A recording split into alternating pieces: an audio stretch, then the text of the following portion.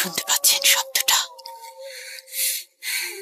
আমার আয়নার ভেতরে রোজ এভাবেই আসে।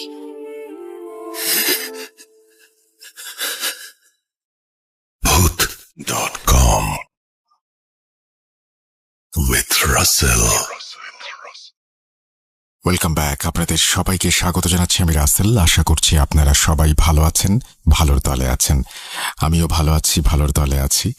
এবং জানুয়ারি মাস আসতে আসতেই আমরা প্রস্তুতি নিচ্ছি আমাদের 5 বছর পূর্তি উৎসবের, অর্থাৎ Bhoot.com ফেব্রুয়ারি মাসের 14 তারিখে 5 বছরে পদার্পণ করছে।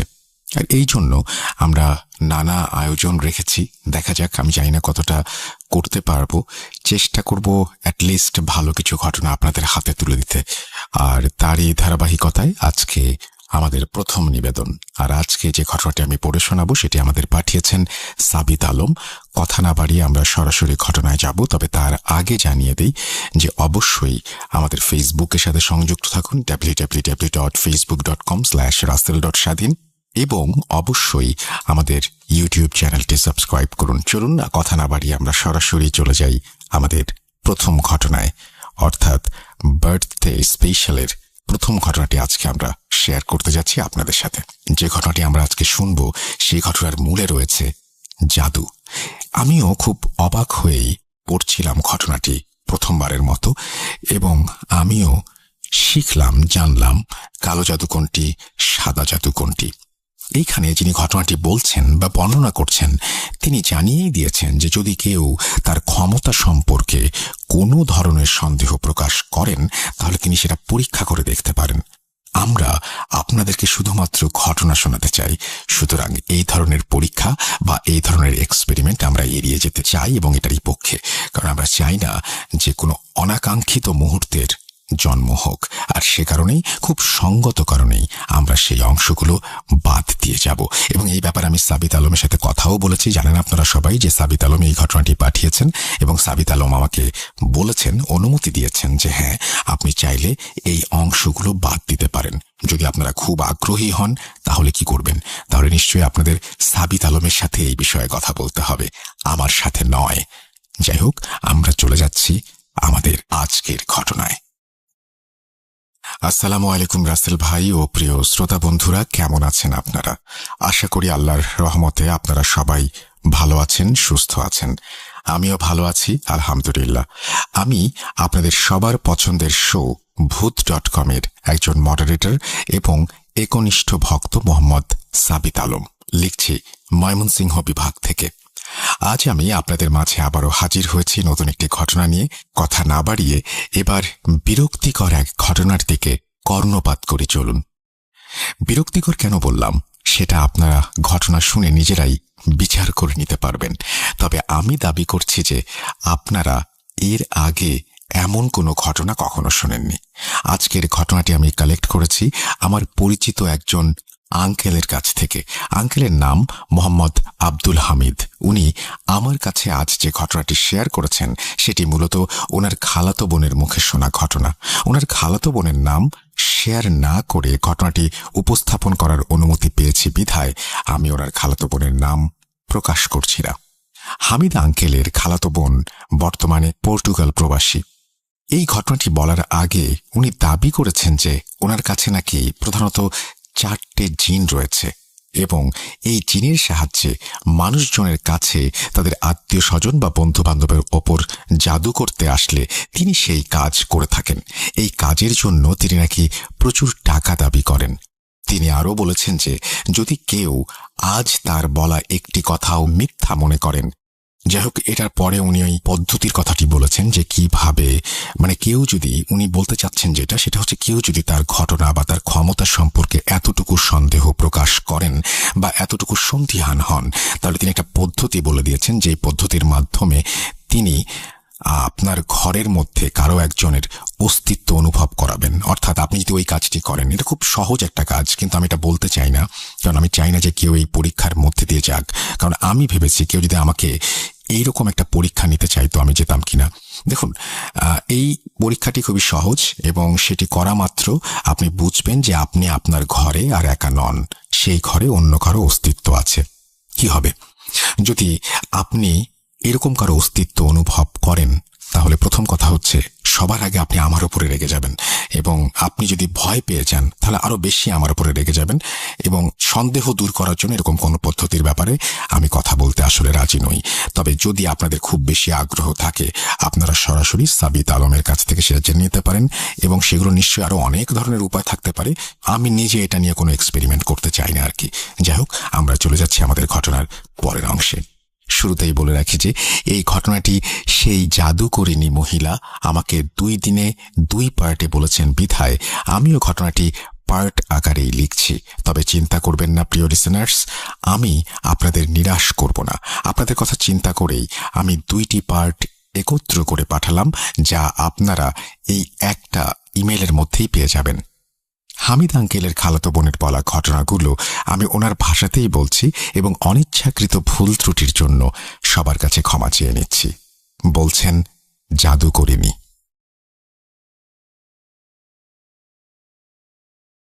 আমি তোমাদের শোয়ের ঘটনাগুলো অনেক শুনি এবং পছন্দও করি, বিশেষ করে কালো জাদুর ঘটনাগুলো। এমন একটা ঘটনা ছিল যেখানে একজন কবিরাজের কাছে জিন থাকত, কিন্তু তাদের বশে আনার চেষ্টায় কবিরাজের মৃত্যু হয়েছিল। কবে শুনেছিলাম মনে নেই। যাই হোক, আমি জানি কিভাবে আর কি করলে এই জিনদের নিয়ন্ত্রণ করা যায়। শুরুতেই বলে রাখি যে আমার কাছে প্রধানত 4টি জিন রয়েছে। এখন চলো তোমাকে সেই সময় নিয়ে যাই, যেই সময়ের কথা শুনলে তুমি নিজেই বুঝতে পারবে যে কিভাবে এই ঘটনার প্রথম সূত্রপাত ঘটল, আর কিভাবেই এই জিনদের নিয়ন্ত্রণ করা শিখলাম আমি, এবং এখন আমি তাদের সাথে কিভাবে কাজ করে থাকি। আজ থেকে প্রায় 40 থেকে 45 বছর আগের কথা। আমি তখন 10 বছর বয়সী একজন কিশোরী ছিলাম। আমি ছোট থেকেই দেখতাম আমাদের বাড়িতে অনেক মানুষের ভিড়। নানান জায়গা থেকে নানান ধরনের মানুষ আসতো এবং আমার দাদার কাছ থেকে চিকিৎসা নিয়ে যেত। কেউই খালি হাতে ফিরত না। আমার দাদা ছিলেন একজন ইসলামী চিকিৎসক, ঝাড়ফুঁক যাকে বলে আর কি। ছোটবেলা থেকেই আমি এসব দেখেই মুগ্ধ হয়ে যেতাম। আমি দেখতাম যে কিভাবে বিভিন্ন বয়সের লোকেরা এসে আমার দাদার হাতে চুমু খেত এবং টাকা দিত। আমারও ইচ্ছা ছিল যে আমি বড় হয়ে দাদার মতো হব, যেন লোকেরা আমাকেও দাদার মতোই সম্মান করে। আমার আরও একটি ইচ্ছে ছিল যে আমিও দাদার মতো টাকা আর ক্ষমতা লাভ করব। মানুষের লোভ করাটা আসলে স্বাভাবিক, সেটা সঠিকভাবেই হোক বা ভুলভাবেই হোক।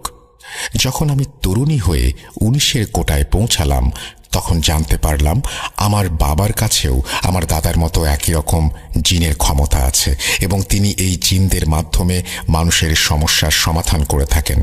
এই বিষয়ে জানতে পেরে আমার আগ্রহ যেন আরও বেড়ে গেল, এবং মনে হলো যে এই বিদ্যা আমাকে শিখতেই হবে। আমার দাদা তখন মরহুম হয়েছেন।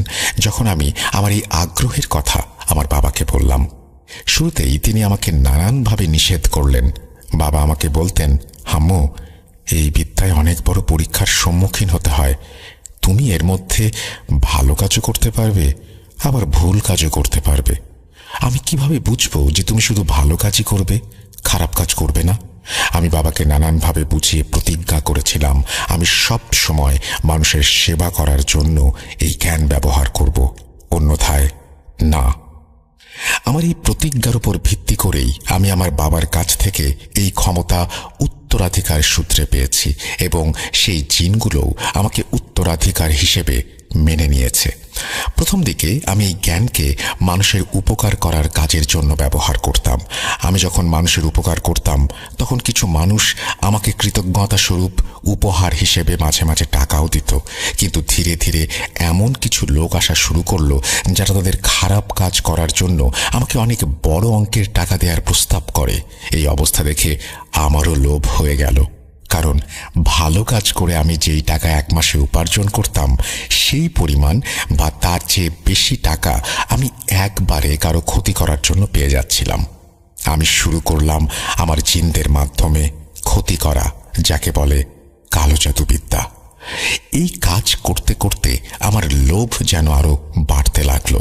যারা হালাল কাজ করার জন্য আমার কাছে আসতেন, তাদের সংখ্যা আস্তে আস্তে কমতে শুরু করলো, আর যারা কালো জাদুর কাজ করানোর জন্য আমার কাছে আসতেন, তাদের সংখ্যা ধীরে ধীরে বাড়তে লাগলো।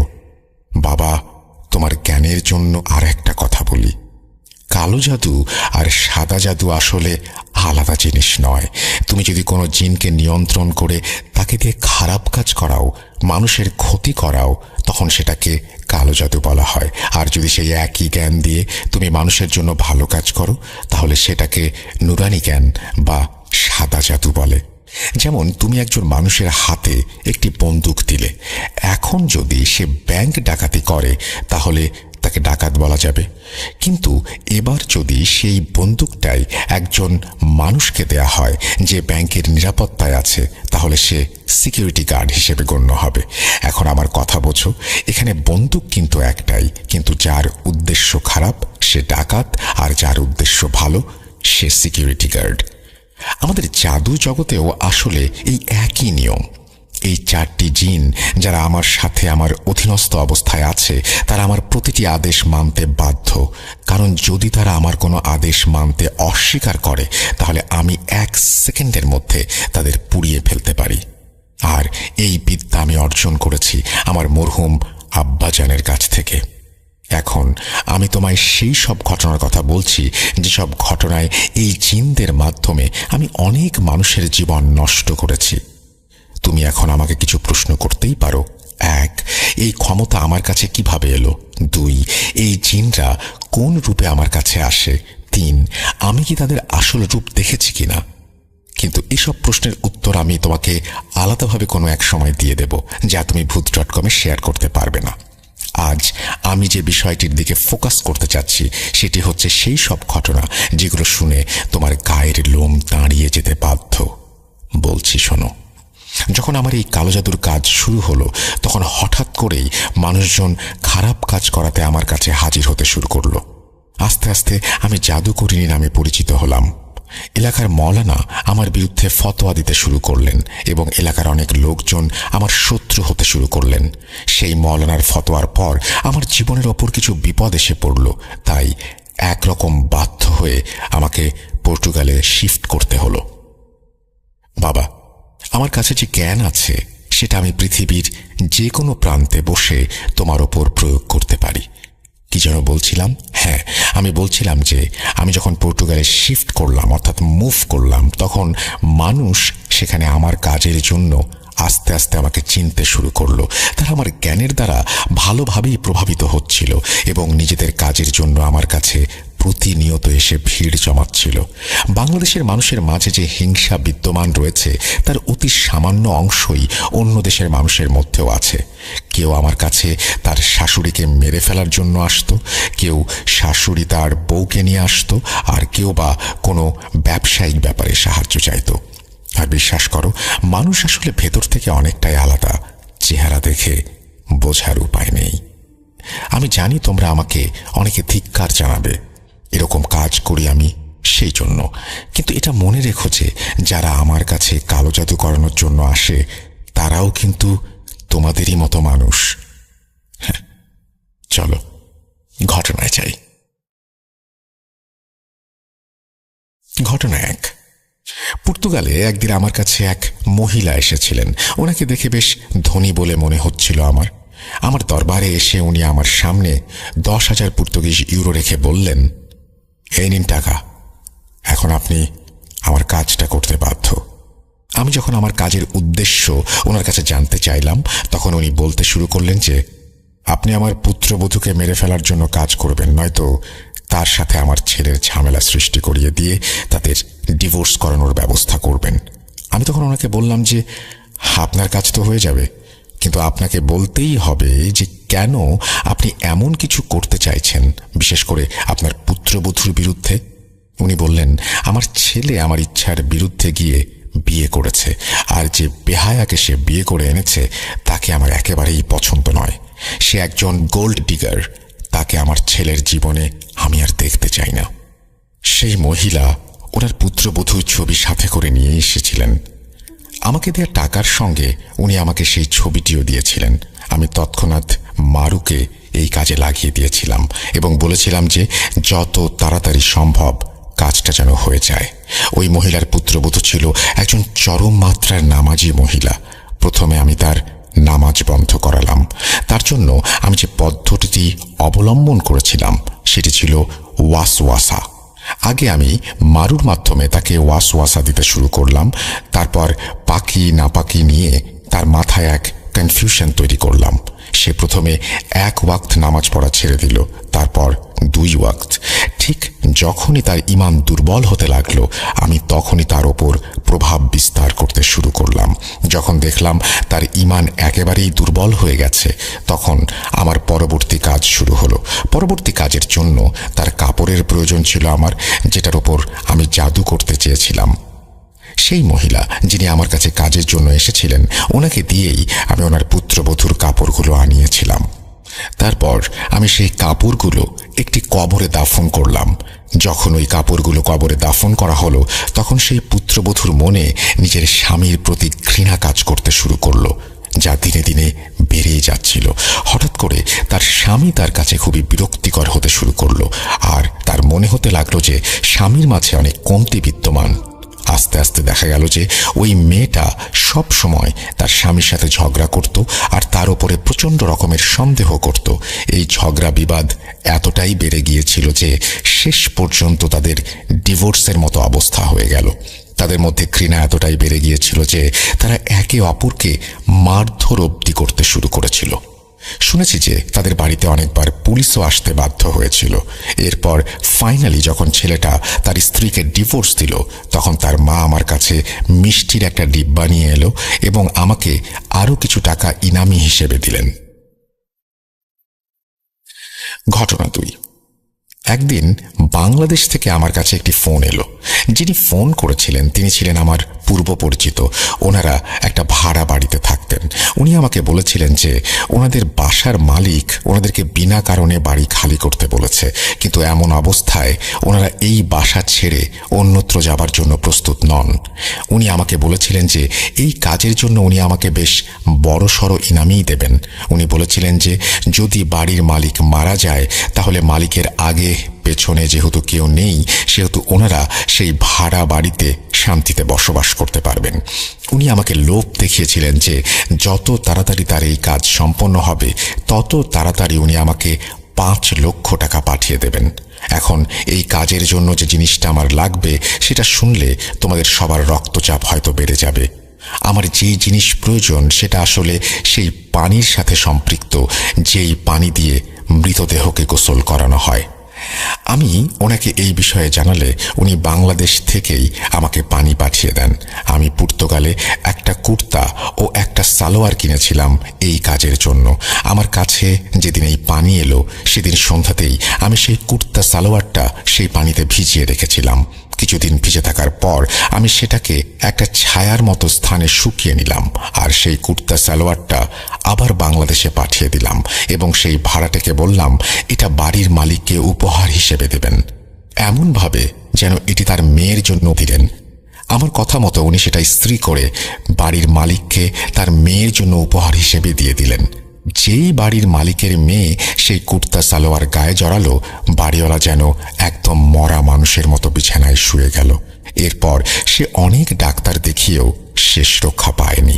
আমি জানতে পেরেছিলাম যে তার মৃত্যু হয়েছে 2 মাসের মধ্যেই। আমার কাজ শেষ হবার 1 সপ্তাহ পরেই সেই ভাড়াটে আমাকে 5 লাখ টাকা পাঠিয়ে দিলেন। আর উনি যদি আমাকে টাকা না পাঠাতেন, তাহলে ওনার জানা ছিল যে ওনার অবস্থাও সেই বাড়ির মালিকের থেকে ভিন্ন কিছু হবে না। ঘটনা 3। তৃতীয় ঘটনাটি হলো একজন সৎ মায়ের। সেই সৎ মায়ের 3টি সন্তান ছিল, যাদের মধ্যে একজন কন্যা সন্তান ছিল ওনার হাজবেন্ডের প্রথম স্ত্রীর সাথে। এখন ওনার এই ভয় ছিল যে যদি ওনার স্বামী মারা যান, তাহলে সম্পত্তিতে সৎ কন্যারও অংশ থাকবে। সেই অংশটা যেন মেয়েটা না পায়, এই কাজ করার জন্য সে আমার কাছে এসেছিল। উনি এই কাজের জন্য আমাকে 10 লাখ টাকার লোভনীয় অফার দেন। আমি জি হুজুর বলে কাজটা হাতে নিলাম। আমি ওনার কাছ থেকে 2 লক্ষ টাকা অগ্রিম নিলাম আর ওনাকে 2টা ডিম দিয়ে বললাম যে এই ডিমগুলো আপনার সৎ মেয়েকে খাওয়াতে হবে। উনি ডিমগুলো নিয়ে বাসায় চলে গেলেন। এরপর যখনই ওনার মেয়ে সেই ডিমগুলো খেলো, আমার সামাইল তার ওপর হামলা করে দিল আর মেয়েটাকে আস্তে আস্তে পাগল বানিয়ে দিল। সেই মেয়েটা পাগল হয়ে সারাদিন ধরে নিজের শরীরের ওপর ছুরি, কাঁটা, ব্লেড দিয়ে জখম করতে লাগলো। তাকে বাধা দিতে গেলেও সে কারোরই হাতে আসতো না। তার বাবা যেহেতু ধনী ছিল, প্রথমে মেয়েটিকে উনি ডাক্তারের কাছে নিয়ে গেলেন, কিন্তু যখন পরিস্থিতি হাতের বাইরে চলে গেল তখন তাকে মানসিক হাসপাতালে ভর্তি করাতে হলো। আর যখনই সে হাসপাতালে ভর্তি হয়ে গেল, আমার জন্য সে সহজ শিকারে পরিণত হলো। আমি তাকে মানসিকভাবে আরও দুর্বল করে দিলাম। যখন সে পুরোপুরি আমাদের আয়ত্তের ভেতরে চলে এলো, তখন সে একদিন কোনোভাবে একটা ছুরির ব্যবস্থা করে সেটা নিজের গলাতেই চালিয়ে দিল। হাসপাতালের লোকেরা ভেবেছিল সে আত্মহত্যা করেছে, কিন্তু আমি আর তার সৎ মা এই ব্যাপারগুলো ভালো করে জানতাম যেটা কার কাজ। ঘটনা 4। চতুর্থ ঘটনা একজন রাজনীতিবিদের, যিনি তার প্রতিপক্ষের এক নেতার ওপর জাদু করতে চেয়েছিলেন।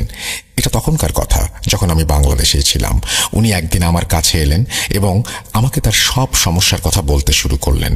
উনি বলেছিলেন ওনার প্রতিপক্ষ যদি মারা যায় তাহলে উনি সহজেই নির্বাচনে জয়লাভ করতে পারবেন। ওনার কথা শুনে আমি ওনার কাছে ওনার প্রতিপক্ষ নেতার ছবি চাইলাম। যখন উনি আমাকে ওই বিরোধী প্রার্থীর ছবি দিলেন, তখন আমি ওনাকে বলেছিলাম যে ওনার কাজ তো হবে, কিন্তু বদলে ওনাকে আমার 10 লাখ টাকা দিতে হবে। উনি আমার কথায় রাজি হয়ে গেলেন। এরপর আমি আমার কাজ শুরু করে দিলাম, কিন্তু কাজ শুরু করার কিছুদিনের মাথায় জানতে পারলাম সেই প্রতিপক্ষ কোনো এক জাদুকরের কাছ থেকে নিজের জন্য প্রোটেকশন নিয়ে নিয়েছেন আমার কাজের বিরুদ্ধে। সেই জাদুকরের বেশ কিছু জিন তার সিকিউরিটির জন্য নিযুক্ত ছিল, যা আমি আস্তে আস্তে বুঝতে পারলাম। আমার জিন যখন তাদের ওপর আক্রমণ করলো, তখন বেশ ভালোই সংঘর্ষ হলো তাদের মাঝে। এই লড়াই হাতে হাতে লড়াই নয়, বরং জাদুকরদের মাঝে একে অপরের সাথে জ্ঞানের লড়াই। যখন আমি ওই জাদুকরের সাথে লড়ছিলাম, তখন আমি বুঝতে পারলাম যে আমি দুর্বল হয়ে পড়ছি। ওই সময়ে ওই জাদুকরের সাথে লড়াই করাটা আমার জন্য নিছক বোকামি ছাড়া আর কিছুই ছিল না। আমার নিজের জীবন বিপদের মুখে পড়ে যাচ্ছিল বলে আমার মনে হচ্ছিল। তখন আমি সেই রাজনীতিবিদকে একদিন আমার কাছে ডেকে বললাম, এই কাজটা খুব বেশি কঠিন, এখন আমার 10 লাখ টাকা নয় বরং 20 লাখ টাকা লাগবে। উনি তাতেও রাজি হয়ে গেলেন। এখন আমাকে এই কাজের জন্য এমন কিছু করতে হবে যেন আমি ওই বিরোধী প্রার্থীর জিনদের ধরতে পারি, যারা সেই প্রতিপক্ষ প্রার্থীর সুরক্ষার কাজে নিয়োজিত ছিল। এটা ছিল 1.5 সপ্তাহের মহা কঠিন এক কাজ, যা আমি এরপর অনেক সহজেই সম্পন্ন করলাম। 1.5 সপ্তাহ পর যখন আমার কার্যক্রম সম্পূর্ণ হলো, তখন ওই বিরোধী প্রার্থীর সিকিউরিটির জিনদের আমি ধরাশায়ী করতে সক্ষম হলাম এবং আমার কাছে বন্দি করে রাখলাম। এখন যতক্ষণ না তারা আমার অধীনে আছে, ততক্ষণ কেউই তাদের এই বন্দি দশা থেকে মুক্তি দিতে পারবে না। এরপর আরেকটি কাজ আমি করেছিলাম, সেটা হলো আমার অধীনস্থ জিনদের মাধ্যমে ওই জাদুকরকে মেরে ফেললাম, কারণ সে ভবিষ্যতে আমার ক্ষতির কারণ হতে পারে। এক ঢিলে 2 পাখি মারা হলো। আমার চাল বুঝতে পারল না কেউই, আমার ভবিষ্যৎ সিকিউরিটিও হয়ে গেল।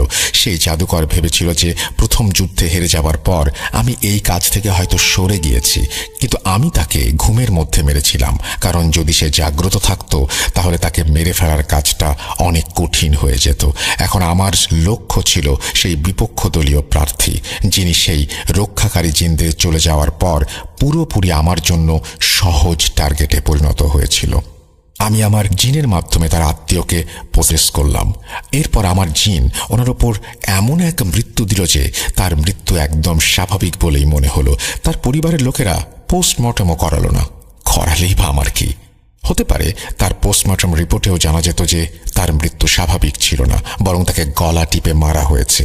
এবার খুঁজতে থাকো কে মেরেছে। শেষমেশ ধরা যদি কাউকে পড়তেই হয়, তবে ধরা পড়লে পড়তো সেই বিপক্ষ দলীয় নেতার আত্মীয়ই। এটা ছিল সেই ঘটনা যার পর আমি পর্তুগালে যেতে বাধ্য হয়েছিলাম, কারণ সেখানকার পরিস্থিতি আস্তে আস্তে খারাপ হতে শুরু করেছিল এবং এও সম্ভব ছিল যে আমাকে ধরে ফেলতে পারত মানুষ। পঞ্চম ঘটনা হলো একজন পরিচিত ব্যবসায়ীর। এই বাংলাদেশি ব্যবসায়ী কানাডায় থাকতেন। ওনার একজন প্রতিদ্বন্দ্বী ব্যবসায়ী আমার কাছে আসেন এই কামনা নিয়ে যে উনি সেই কানাডা প্রবাসীর ব্যবসা শেষ করতে চান। এরপর যখন উনি আমাকে টাকা দেওয়ার প্রস্তাব করলেন, আমি সঙ্গে সঙ্গে রাজি হয়ে গেলাম। এখন আমার সেই কানাডার ব্যবসায়ীর সকল তথ্যের প্রয়োজন শুধু। কালো জাদু করতে চাওয়া ব্যক্তিটি আমাকে সেই কানাডার ব্যবসায়ীর ও তার মায়ের ছবি এনে দিলেন। ওনার মায়ের নাম আর ওনার নামও বললেন। আমি আমার জিনের দলকে সেখানে পাঠালাম যাতে তারা দেখতে পারে যে কোনো জাদুকর ওনার রক্ষায় নিয়োজিত আছে কিনা। যখন জানতে পারলাম যে সে সব জাদুতে বিশ্বাস করে না, তখন উনি আমার সহজ শিকারে পরিণত হয়ে গেলেন। আমি জিনের মাধ্যমে ওনার ওপর জাদু করতে শুরু করলাম। ওনাকে জাদু করা মিষ্টি খাওয়ালাম আর ওনার চায়ের মধ্যে ছাগলের রক্তের কয়েক ফোঁটা দিয়ে দিলাম। এই যে কাজগুলোর কথা আমি বলছি, সেই সব কাজ আমার সেই জিনগুলোই করেছিল। আমি এসব কাজ করে ওনার মস্তিষ্ক এমনভাবে নিয়ন্ত্রণ করছিলাম যে উনি সঠিকভাবে যেন কোনো ব্যবসায়িক সিদ্ধান্ত নিতে না পারেন। সঠিক সিদ্ধান্ত না নেয়ার কারণে ওনার ব্যবসায় বেশ কিছু ক্ষতি হয়ে গেল। আমার জিনও ওনার ওপর সবসময় নজর রাখত। যে কোনো সঠিক কাজ করতে গেলে তাকে সেখান থেকে পথভ্রষ্ট করে দেওয়া হতো। কয়েক মাস পর সে এত বড় ব্যবসায়ী রাস্তায় এসে দাঁড়িয়েছিল। বেচারা এত বড় ক্ষতি সহ্য করতে না পেরে মানসিক ভারসাম্য হারিয়ে ফেলল। শোনো, ঘটনা তো অনেক আছে। যদি তুমি বলো তবে আমি শুনিয়ে দিতে পারি। আমার কাছে তো অনেক ধরনের মানুষ আসে। আমি যে দাবি করছি ঘটনার শুরুতে, সেই দাবি আমি পুনরায় করছি। যদি তোমাদের বা তোমাদের শ্রোতাদের আমার দাবি মানতে অস্বীকৃতি থাকে বা যদি মনে করো যে সব ঘটনা ভুয়া, তাহলে একটা কাজ করো। যদি তোমাদের মধ্যে কেউ আমাকে পরীক্ষা করতে চাও। আগেই বলেছিলাম, এখানে তিনি আবারও বলেছেন যে যদি আপনি সন্দিহান হন, এরপরে তিনি যেটা বলেছেন সেই পদ্ধতির কথা, তিনি আপনাকে বিশ্বাস করাতে সক্ষম যে এই পদ্ধতির মাধ্যমে আপনি আসলেই আর সন্দেহ রাখবেন না। যাই হোক, আমি সেটা স্কিপ করে গেলাম। এই জাদুকরণী মহিলা সেদিনের মতো ওনার ঘটনা শেষ করলেন। প্রিয় লিসেনার্স, কি ভাবছেন? ঘটনা শেষ? হ্যাঁ, শেষ। তবে অর্ধেক, বাকি অর্ধেক শুনবেন না? যেমনটা আমি ঘটনার শুরুতে বলেছিলাম যে আমি এবার 2 পার্টে একই সাথে বলবো, একই ইমেলে লিখব শুধুমাত্র আপনাদের জন্য, আমি ঠিক তেমনটাই করতে যাচ্ছি। জাদুকরণীর এসব ঘটনা সেদিনের মতো শেষ করে আমি ঘটনাটি উনি যতটুকু বলেছিলেন ততটুকু লিখে সেদিনের মতো ঘুমানোর প্রস্তুতি নিলাম। এখন আমি আপনাদের সঙ্গে আমার ব্যক্তিগত অভিজ্ঞতা শেয়ার করতে চাই। যেদিন আমি এই ঘটনাগুলি লিখে ঘুমানোর জন্য শুয়ে পড়লাম, সেদিন রাতে ভোর 4:43 আমার ঘুম ভাঙল। আমি দেখলাম যে আমি মনে হয় উল্টো হয়ে আমার বুক বিছানার দিকে দিয়ে শুয়ে আছি। হঠাৎ মনে হলো আমার শরীরের নিচে থাকা তোষকটা যেন নড়ছে আর বুকটা ধরফর করছে। এতটা বেগে ধরফর করছিল যে মনে হচ্ছিল আমার শরীর কাঁপছে। আমি ভাবছিলাম যে এভাবে সবকিছু কাঁপছে কেন। আমার মাথায় এলো যে ভূমিকম্প হচ্ছে না তো আবার। আমি আমার ঘরের দরজার দিকে তাকালাম। মনে হচ্ছিল দরজাটা কাঁপছে খটখট আওয়াজ করে। হঠাৎ মনে হলো আমার কোমরের ওপর থাকা কম্বল কেউ ধরে টেনে নিয়ে যাচ্ছে। এসব বিষয়ে রিসার্চ করতে করতে মাঝে মাঝে ভয় জিনিসটা তেমন ছিল না। আমি বিছানা থেকে উঠে ডাইনিং রুমের দিকে গেলাম। ফ্যানের দিকে তাকিয়ে দেখলাম যে ফ্যান তো একেবারে স্থির, ভূমিকম্প তো হচ্ছে না। আমি বেসিনে মুখ ধুয়ে আমার ঘরের বারান্দায় গিয়ে একটা সিগারেট ধরালাম। রাত তখন 4:58। আমি সিগারেট খেয়ে রুমে ফিরে লাইট অফ করে আবার বিছানায় এসে শুয়ে পড়লাম। একটু তন্দ্রা আসতেই আবার সেই একই অনুভূতি, ভূমিকম্প, কেউ আমার কম্বল ধরে টেনে নামিয়ে নিয়ে যাচ্ছে। আমি এবার বিরক্ত হয়ে উঠে ঘরের লাইট অন করে দরজার সামনে দাঁড়ালাম। দরজা খুলে আমি বাইরে গিয়ে এমন এক দৃশ্য দেখলাম যা আমার কল্পনার অতীত। আমার ঘরের সামনেই যেন 50-60টা তেলাপোকা উল্টো হয়ে পড়ে আছে। আমি ভেবেছিলাম এগুলো হয়তো মৃত। আমি আমার রুমে এসে দেখি আমার রুমের মেঝেতে এমন আরও 50-60টা তেলাপোকা। বিছানার দিকে তাকিয়ে দেখলাম বিছানার মশারির ওপরেও মৃত তেলাপোকা। আমি হতভম্ব হয়ে দাঁড়িয়ে রইলাম। একটু পর ফজরের আজান দেবে। আমার আম্মু নামাজের জন্য উঠলেন। আমার রুমের সামনে এসে উনি আমাকে জিজ্ঞেস করলেন, কিরে, তোর রুমের বাইরে এত তেলাপোকা মরে পড়ে আছে কেন? আমি ওনাকে বললাম, রুমের ভেতরে আসো। উনি আমার রুমের ভেতরে এসে আমার মতো একটা শক খেলেন। এরপর উনি আমাকে জানালেন এটা অসম্ভব, কারণ বাসার কোনো রুমেই তেলাপোকা মরার কোনো মেডিসিন প্রয়োগ করা হয়নি। এরপর আমার মা ঘর ঝাড়ু দেবেন ভেবে ফুলের ঝাড়ু নিয়ে আমার রুমে উপস্থিত হলেন।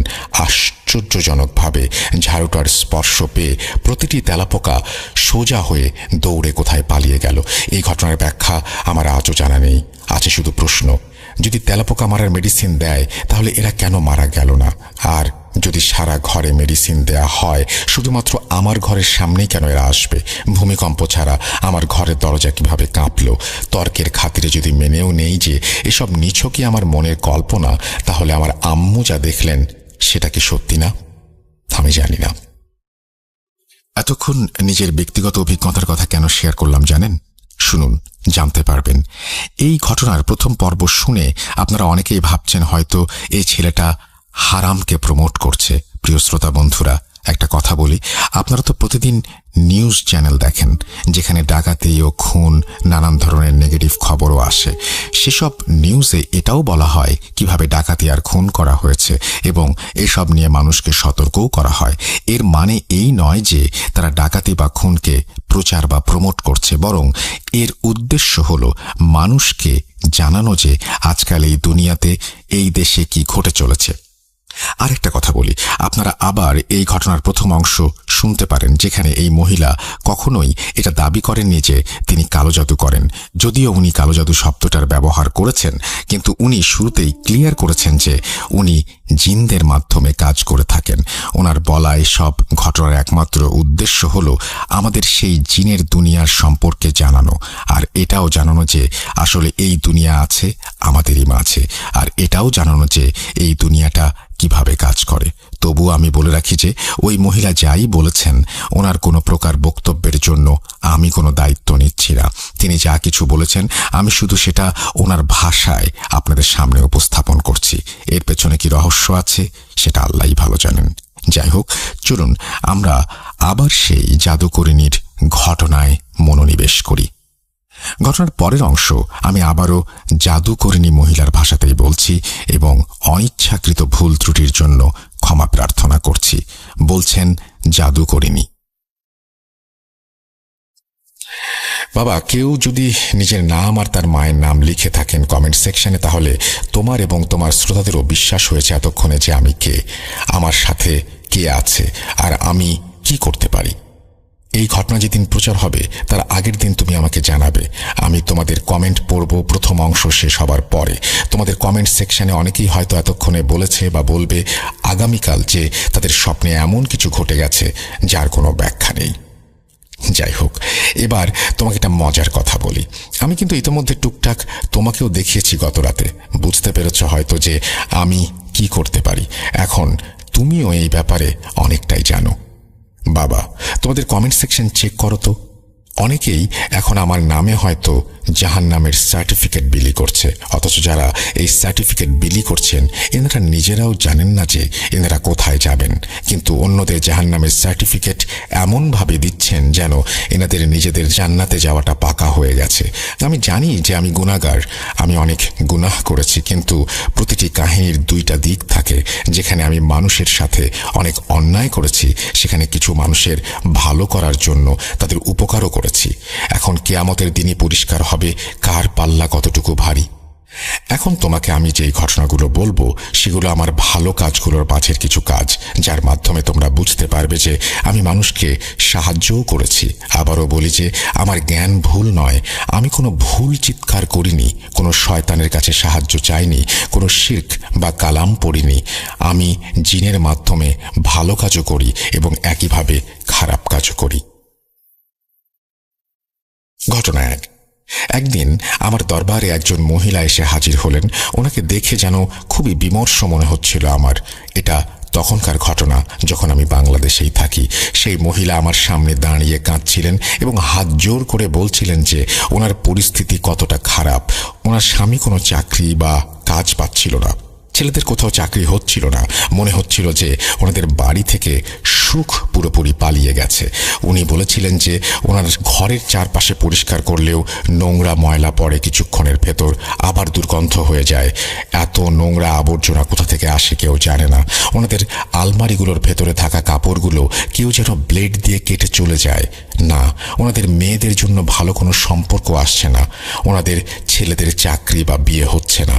ওদের বিয়ের সম্পর্ক এলেও কোনো না কোনো অজুহাতে সেই বিয়ে বাধা পড়ে। প্রথম দিন আমি সেই মহিলাকে এড়িয়ে চললাম এবং ওনাকে ওনার বাড়ি পাঠিয়ে দিয়েছিলাম, কারণ আমি জানতাম যে ওনার পরিবার খুবই গরিব আর ওনার পক্ষে আমার চিকিৎসার খরচ বহন করা সম্ভব নয়। কিন্তু কিছু সপ্তাহ পর উনি আমার কাছে আবার ফিরে এলেন এবং একেবারে আমার পায়ের কাছে পড়ে গেলেন। উনি কাঁদতে কাঁদতে বলেছিলেন যে ওনার মেয়ের শরীরে কাটা দাগ পড়েছে এবং ওনার মেয়ের মুখ দিয়ে কেউ পুরুষালী কণ্ঠে কথা বলছে আর অনবরত ওনার মেয়ে পাগলের মতো আচরণ করছে, এমনকি নিজেকে মারারও চেষ্টা করছে। তোমাদের এখানে একটু বলে রাখি, আমি কোনো ইস্তেখারা করি না। যদি কাউকে চেক করতে হয় যে তার সাথে কোনো সমস্যা আছে কিনা, আমি আমার জিনদের পাঠিয়ে চেক করি, দেখি কোনো সমস্যা আছে কি নেই। আর হ্যাঁ, তোমাকে গতদিন হয়তো আমি আমার জিনদের নাম বলিনি। আসলে আমার অধীনে থাকা কয়েকজন জিন আছে, তাদের মাঝে 4 জন খুবই বিশেষ আমার জন্য। আমি বেশিরভাগ কাজ এই 4 জনের মাধ্যমে করে থাকি। এদের মধ্যে একজনের নাম সামাইল, দ্বিতীয় জনের নাম মারু, তৃতীয় জনের নাম মাস এবং চতুর্থ জনের নাম হুজ্জা। এখন বলি সেই মহিলার ঘটনা। সেই মহিলা আমার কাছে এসে বসে খুবই আকুতি মিনতি করছিলেন ওনাকে সাহায্য করার জন্য। আমার ছোট মেয়ে তখন আমার পাশেই বসেছিল। সে আমাকে বলল, আম্মা, এনার কাজটা করে দিন দয়া করে। আমি ওই মহিলার উপর কিছুটা রেগে গেলাম। তখন আমি ওনার কাছে জানতে চাইলাম উনি কোথায় থাকেন। ওনার বাড়ির ঠিকানা নিয়ে আমি সামাইলকে ওনার বাড়িতে পাঠিয়ে দিলাম। কিছুক্ষণের মধ্যে সামাইল ফিরে এসে আমার কানে কানে বলল, এদের বাড়িতে ভয়াবহ জাদু করা হয়েছে এবং যেই জাদুকর এই জাদু করেছে সে অনেকগুলো জিনকে এনাদের পেছনে লাগিয়ে দিয়েছে যেন এনাদের কোনো নেক বা হালাল কাজই না হয়। এরপর সামাইল আমাকে বলল, আম্মা, আপনাকে এদের বাড়িতে যেতে হবে, আপনার সাথে আমরাও যাব। এনাদের বাড়িতে কিছু কাজ করে সেই জাদুকরের সঙ্গে যোগাযোগ করতে পারবো। আমি ওই মহিলাকে বললাম যে আগামী রবিবার আমি ওনার বাড়ি যাব, এরপর বাদ বাকি কথা সেখানেই হবে। পরবর্তী রবিবার এলো, আমি ওনাদের বাড়ি চলে গেলাম। ওনাদের বাড়ির অবস্থা দেখে আমি নিজেও চিন্তিত হয়ে পড়লাম। ওনার ছোট ছোট মেয়ের মুখে আমি ভয়ের ছাপ লক্ষ্য করছিলাম। আমার দিকে তাকিয়ে তাদের মুখে কিছু আশার আলোও যেন আমি দেখতে পাচ্ছিলাম। তারা যেন আমাকে এক ধরনের মসিহা মনে করতে শুরু করেছিল, যেন তাদের এই সমস্যা থেকে আমি বের করে নিয়ে আসতে পারি। আমি যখন ওনাদের বাড়িতে প্রবেশ করলাম তখন সেখানে কোনো জিনদের দেখা পেলাম না। হয়তো তারা আমার আসার খবর শুনে পালিয়ে গেছে। সামাইল আমাকে জানালো, আম্মা, বাকিরা এখান থেকে পালিয়ে গেছে। আমি জিন দেখতে পারি, কিন্তু তারা আমাদের মতো একে অপরকে দেখে না।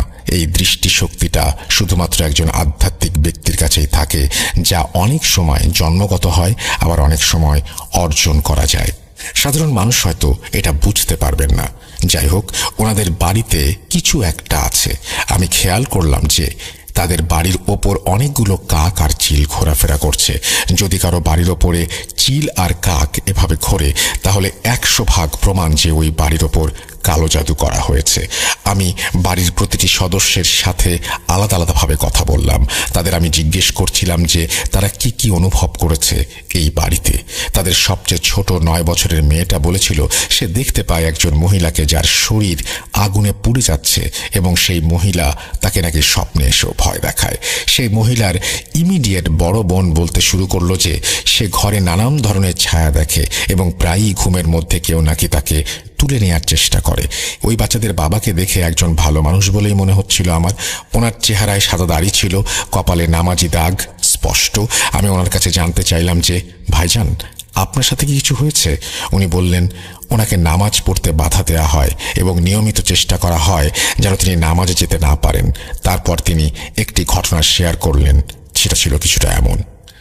এক রাতে তিনি ইশার নামাজ পড়তে যাচ্ছিলেন। হঠাৎ কেউ ওনাকে এমন জোরে ধাক্কা দিল যে উনি দাঁড়িয়ে দাঁড়িয়ে 6 থেকে 7 ফুট সামনে গিয়ে পড়লেন। ওনার মুখে প্রচুর আঘাত লেগেছিল, ওনার নাকের হাড়ও নাকি ভেঙে গিয়েছিল। এই ঘটনা কি প্রায় 2 মাস আগের, কিন্তু এখনও ওনার মুখে আঘাতের চিহ্নটা রয়ে গেছে। সেই মহিলা যিনি ওই বাচ্চাদের মা, তিনি আমার কাছে এসে বললেন যে রান্না করার ফাঁকে আমাদের হাঁড়িতে কেউ এমন কিছু দিয়ে চলে যায় যার জন্য হাঁড়ি থেকে প্রচুর দুর্গন্ধ বের হতে শুরু করে। আমরা অনেক চেষ্টা করেছি কিন্তু কিছুই বুঝতে পারিনি যে আসলে এই কাজটা কে করেছে। এরপর যখন হাঁড়িতে খিচুড়ি রান্না করা হয় তখন হাঁড়ি থেকে গরুর গোবরের মতন বাজে গন্ধ বের হয়। আমি এসব শুনে ওনার মেয়ের সাথে দেখা করতে চাইলাম, যার শরীরে কাটা দাগ ভেসে উঠেছিল আর যার ওপর জিন হাজির হয়েছিল।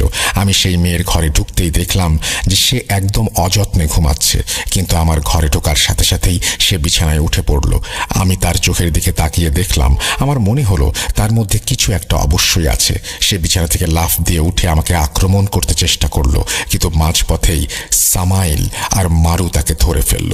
এরপরে সে একেবারে অভ্রান্তভাবে চিৎকার করছিল আর হাত পা ছোড়াছুড়ি করছিল আর আমার ওপর আক্রমণের চেষ্টা করছিল অনবরত। আমি সামনে এগিয়ে গিয়ে তার মুখে জোরে একটা চড় মারলাম, আর সাথে সাথে সে একদম ছোট বাচ্চার মতো মন খারাপ করে বিছানায় বসে পড়ল। আমি তার কাছে প্রশ্ন করতে শুরু করলাম, তুই কে? তোকে কে পাঠিয়েছে? তোর পেছনে কোনো জাদুকর আছে? বল। সে বলল, আমাকে তো ওই জাদুকর তার গোলাম বানিয়ে রেখেছে।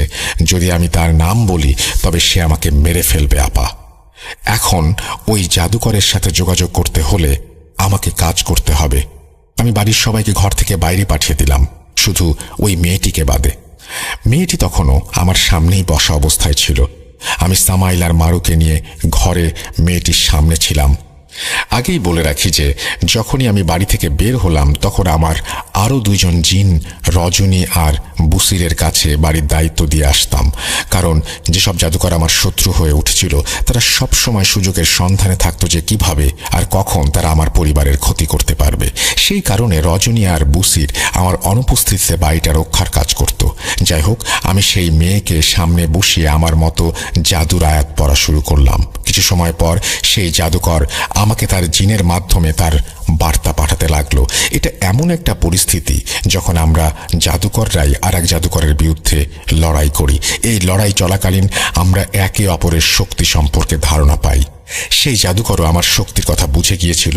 আমি সামাইল আর মারুকে তার ডেরায় পাঠিয়ে দিয়েছিলাম। সেই জাদুকর তৎক্ষণাৎ পিছনে হটতে বাধ্য হলো আমার খবর পেয়ে এবং আমাকে খবর পাঠালো, ঠিক আছে, আমি আমার জিনদের ফিরিয়ে নিচ্ছি।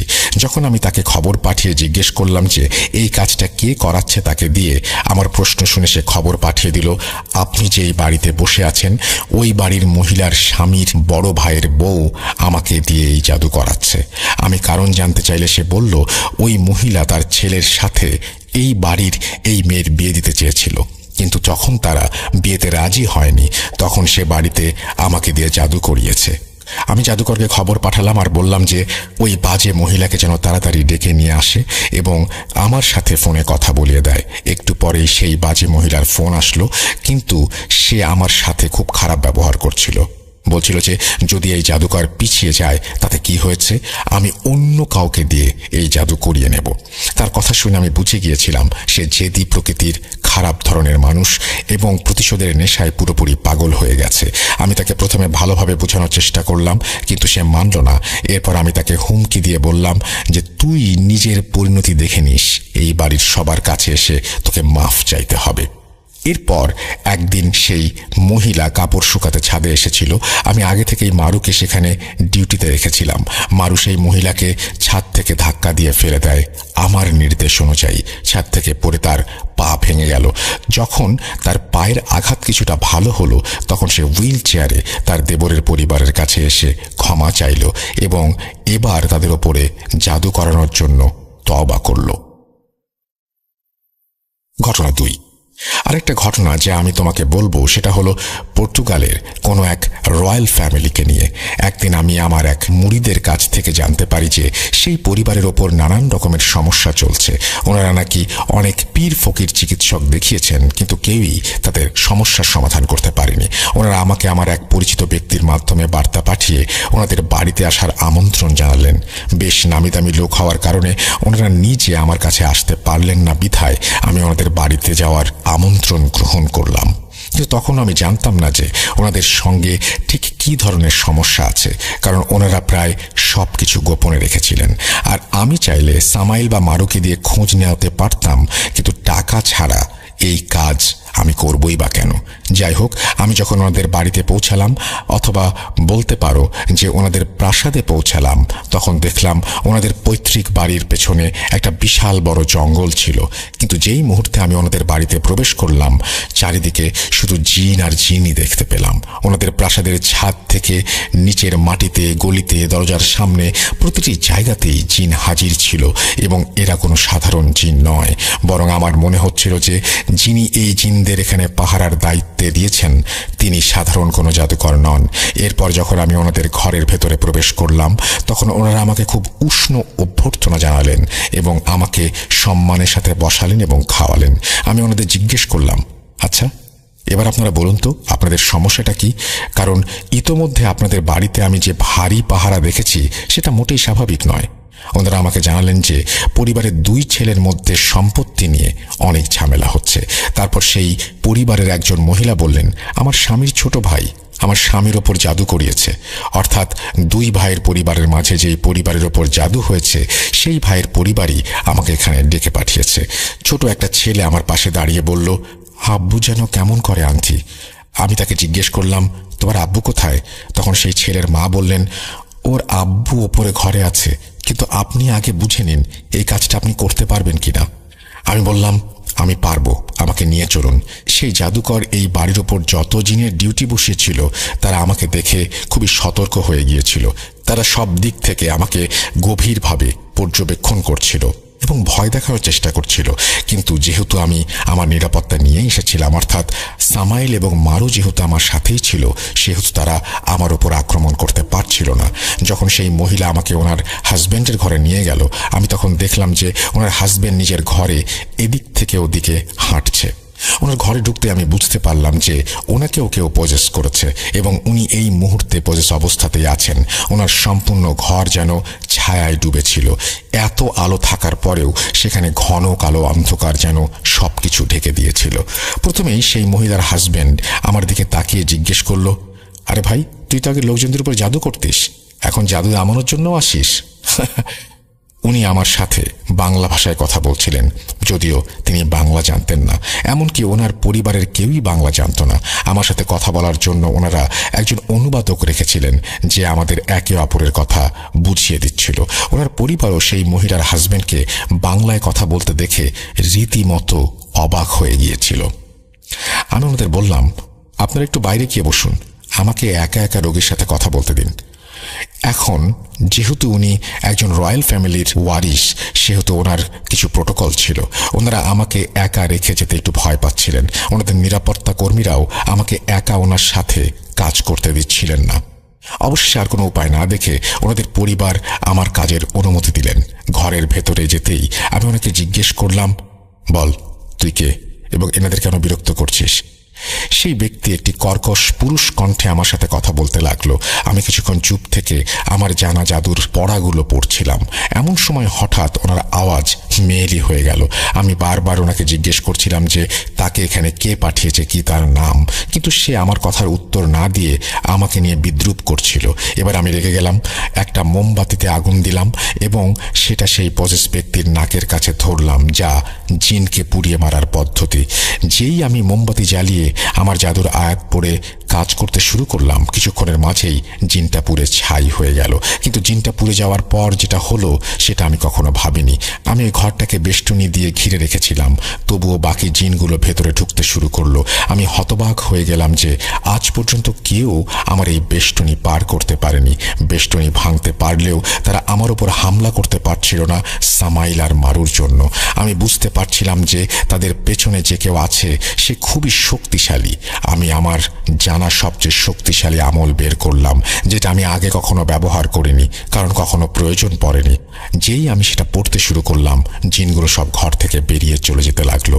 কিন্তু ওই পজেস ব্যক্তির ওপর নতুন এক জিনের আবির্ভাব হলো। সে আমাকে বলছিল যে আমাদের জাদুকর আপনার সাথে দেখা করতে চাইছে। আমি সামাইলকে বললাম, ওর সাথে যাও এবং দেখা করো সেখানে কি হচ্ছে আর কে এই ব্যক্তি যে এই লোকের ওপরে কালো জাদু করেছে।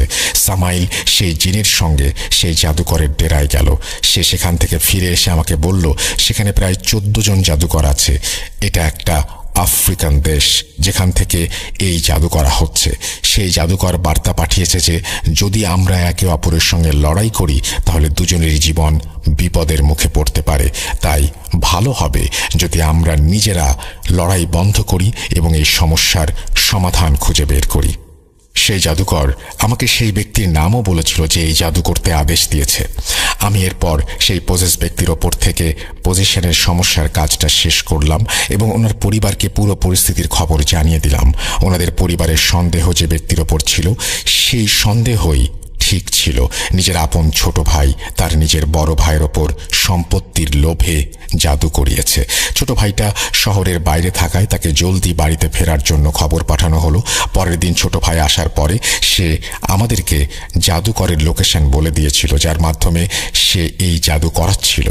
কারণ আমার দেয়া এত সব প্রমাণ দেখে ছোট ভাই যথেষ্ট ভীত হয়ে গিয়েছিল এবং সবকিছু স্বীকার করতে বাধ্য হয়েছিল। এরপর সে এই জাদু তুলে নেবে বলে সবাইকে আশ্বস্ত করে। এখন যেহেতু দুটো পক্ষই পিছিয়ে এসেছে সেহেতু ওনারা নিজেরাই সেই সম্পত্তির বিরোধটাও শান্তিপূর্ণভাবে মিটিয়ে ফেললেন। সেই রয়্যাল ফ্যামিলি আমাকেও একটা বড় পুরস্কার পাঠিয়েছিলেন। এরপর এই ঘটনাগুলো বলার কারণ হলো যে যারা আমাকে জাদুকরি বলেছে তাদের উদ্দেশ্য করে এসব বলা। এগুলো আসলে জাদু বললেও কোনো জাদু নয়, এগুলো আসলে একটা প্রক্রিয়া যার মাধ্যমে আমি খারাপ কাজও করতে পারি, ভালো কাজও। আপনাদের সবাইকে আন্তরিকভাবে ধন্যবাদ জানাই এই ঘটনাটি শোনার জন্য এবং রাসেল ভাইকে ধন্যবাদ জানাই এত কষ্ট করে এত সুন্দরভাবে উপস্থাপন করার জন্য। ঘটনাটি যদি আপনাদের কাছে এতটুকু ভালো লেগে থাকে তবে আপনাদের কাছে কৃতজ্ঞ থাকবো, আর যদি ভালো না লেগে থাকে তাহলে আমি আপনাদের কাছে ক্ষমা প্রার্থী। আমি আবারও বলতে চাই যে এই জাদুকরণী মহিলার ভাষ্যের কোনো দায়িত্ব আমি নিচ্ছি না। সকলের সুস্থতা কামনা করে মোহাম্মদ সাবিত আলম আজ বিদায় নিচ্ছি। আবারও ফিরে আসব নতুন কোনো সপ্তাহে নতুন কোনো ঘটনা নিয়ে। ভালো থাকবেন, আল্লাহ হাফেজ। এই বলে সাবিত আলম তার ঘটনা শেষ করেছেন। বেশ লম্বা একটা ঘটনা এবং যে ঘটনাটি তিনি শেয়ার করেছেন এবং তিনি দুটো ভাগে এই ঘটনাটি প্রথমে ভাগ করেছিলেন, তারপরে একসাথে দুটো ঘটনা পাঠিয়েছেন। তিনি একটি ঘটনারই দুটি অংশ ছিল, সেটা একসাথে করে পাঠিয়েছেন। থ্যাংক ইউ সাবিত আলম, আপনাকে অসংখ্য ধন্যবাদ এবং আশা করছি যে আপনাদের কাছে ওই ঘটনাটি ভালো লেগেছে। আমি এখানে আসলে কোনো মন্তব্য করতে চাই না, কারণ আমি নিজেকে পারতপক্ষে আমি সবসময় নিজেকে খুব স্বল্প জ্ঞানী মনে করি, বিশেষত এই সমস্ত ব্যাপারে যেখানে আমার জ্ঞান নেই, যেখানে আমার কোনো কিছু জানা নেই, সেখানে আমি কোনো মন্তব্য আসলে করতে চাই না। আর বাকিটা সাবিত আলম নিজেই বলে দিয়েছেন, যেহেতু উনি স্টোরি টেলার, উনি যেটা বলেছেন সেটাই আমার কাছে মনে হয় যে আপনাদের কাছে গ্রহণযোগ্য বেশি হবে।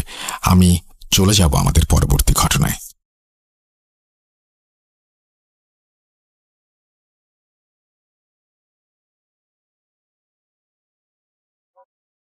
আবারও রাতের আঁধারে ভয়ের রাজ্য ফুঁড়ে ফিরেছি সেই পুরনো সুরে।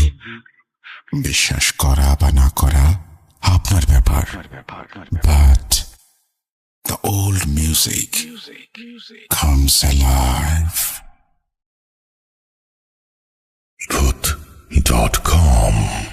The fear returns with Russell. Welcome back. আপনাদের সবাইকে স্বাগত জানাচ্ছি, আমি রাসেল। অদ্ভুত রকমের একটা ঘটনা শুনলাম এবং এই ঘটনা পড়ার সময় আমি বিভিন্নভাবে অস্বস্তি বোধ করেছি এবং আমি সাবিতকে ফোন দিয়েছিলাম। সাবিতের সাথে আমি কথা বলেছি যখন ঘটনাটি পড়ছিলাম আমি তখনই, যে কেন এরকম একটা অবস্থা। যাই হোক, আমি এটা নিয়ে কোনো মন্তব্য করতে চাই না, কারণ আমি এইগুলো এত কম বুঝি। একটু আগেও বললাম যেটা নিয়ে মন্তব্য করলে হয়তো শুধুমাত্র আপনাদের হাসানো হবে এবং আমি হাসির পাত্র হয়ে উঠব। যাই হোক, সাবিত প্রথম ঘটনাটি যেমন আপনাদেরকে শোনানোর জন্য লিখে পাঠিয়েছিলেন, এর পরবর্তী ঘটনাটা সাবিত নিজের মুখেই বলবেন। তো আমরা সরাসরি চলে যাব সাবিত আলমের কাছে এবং সাবিত আলম একটা ঘটনা আপনাদের নিজের মুখে বলে শোনাবেন। আপনারা জানেন যে সাবিত আলম শুধুমাত্র চমৎকার লেখেনই না, তিনি চমৎকার একজন স্টোরি টেলার। সুতরাং তার কণ্ঠে তার বলা ঘটনাটিও আশা করছি আপনাদের ভালো লাগবে। দেরি না করে চলুন শুনে আসি।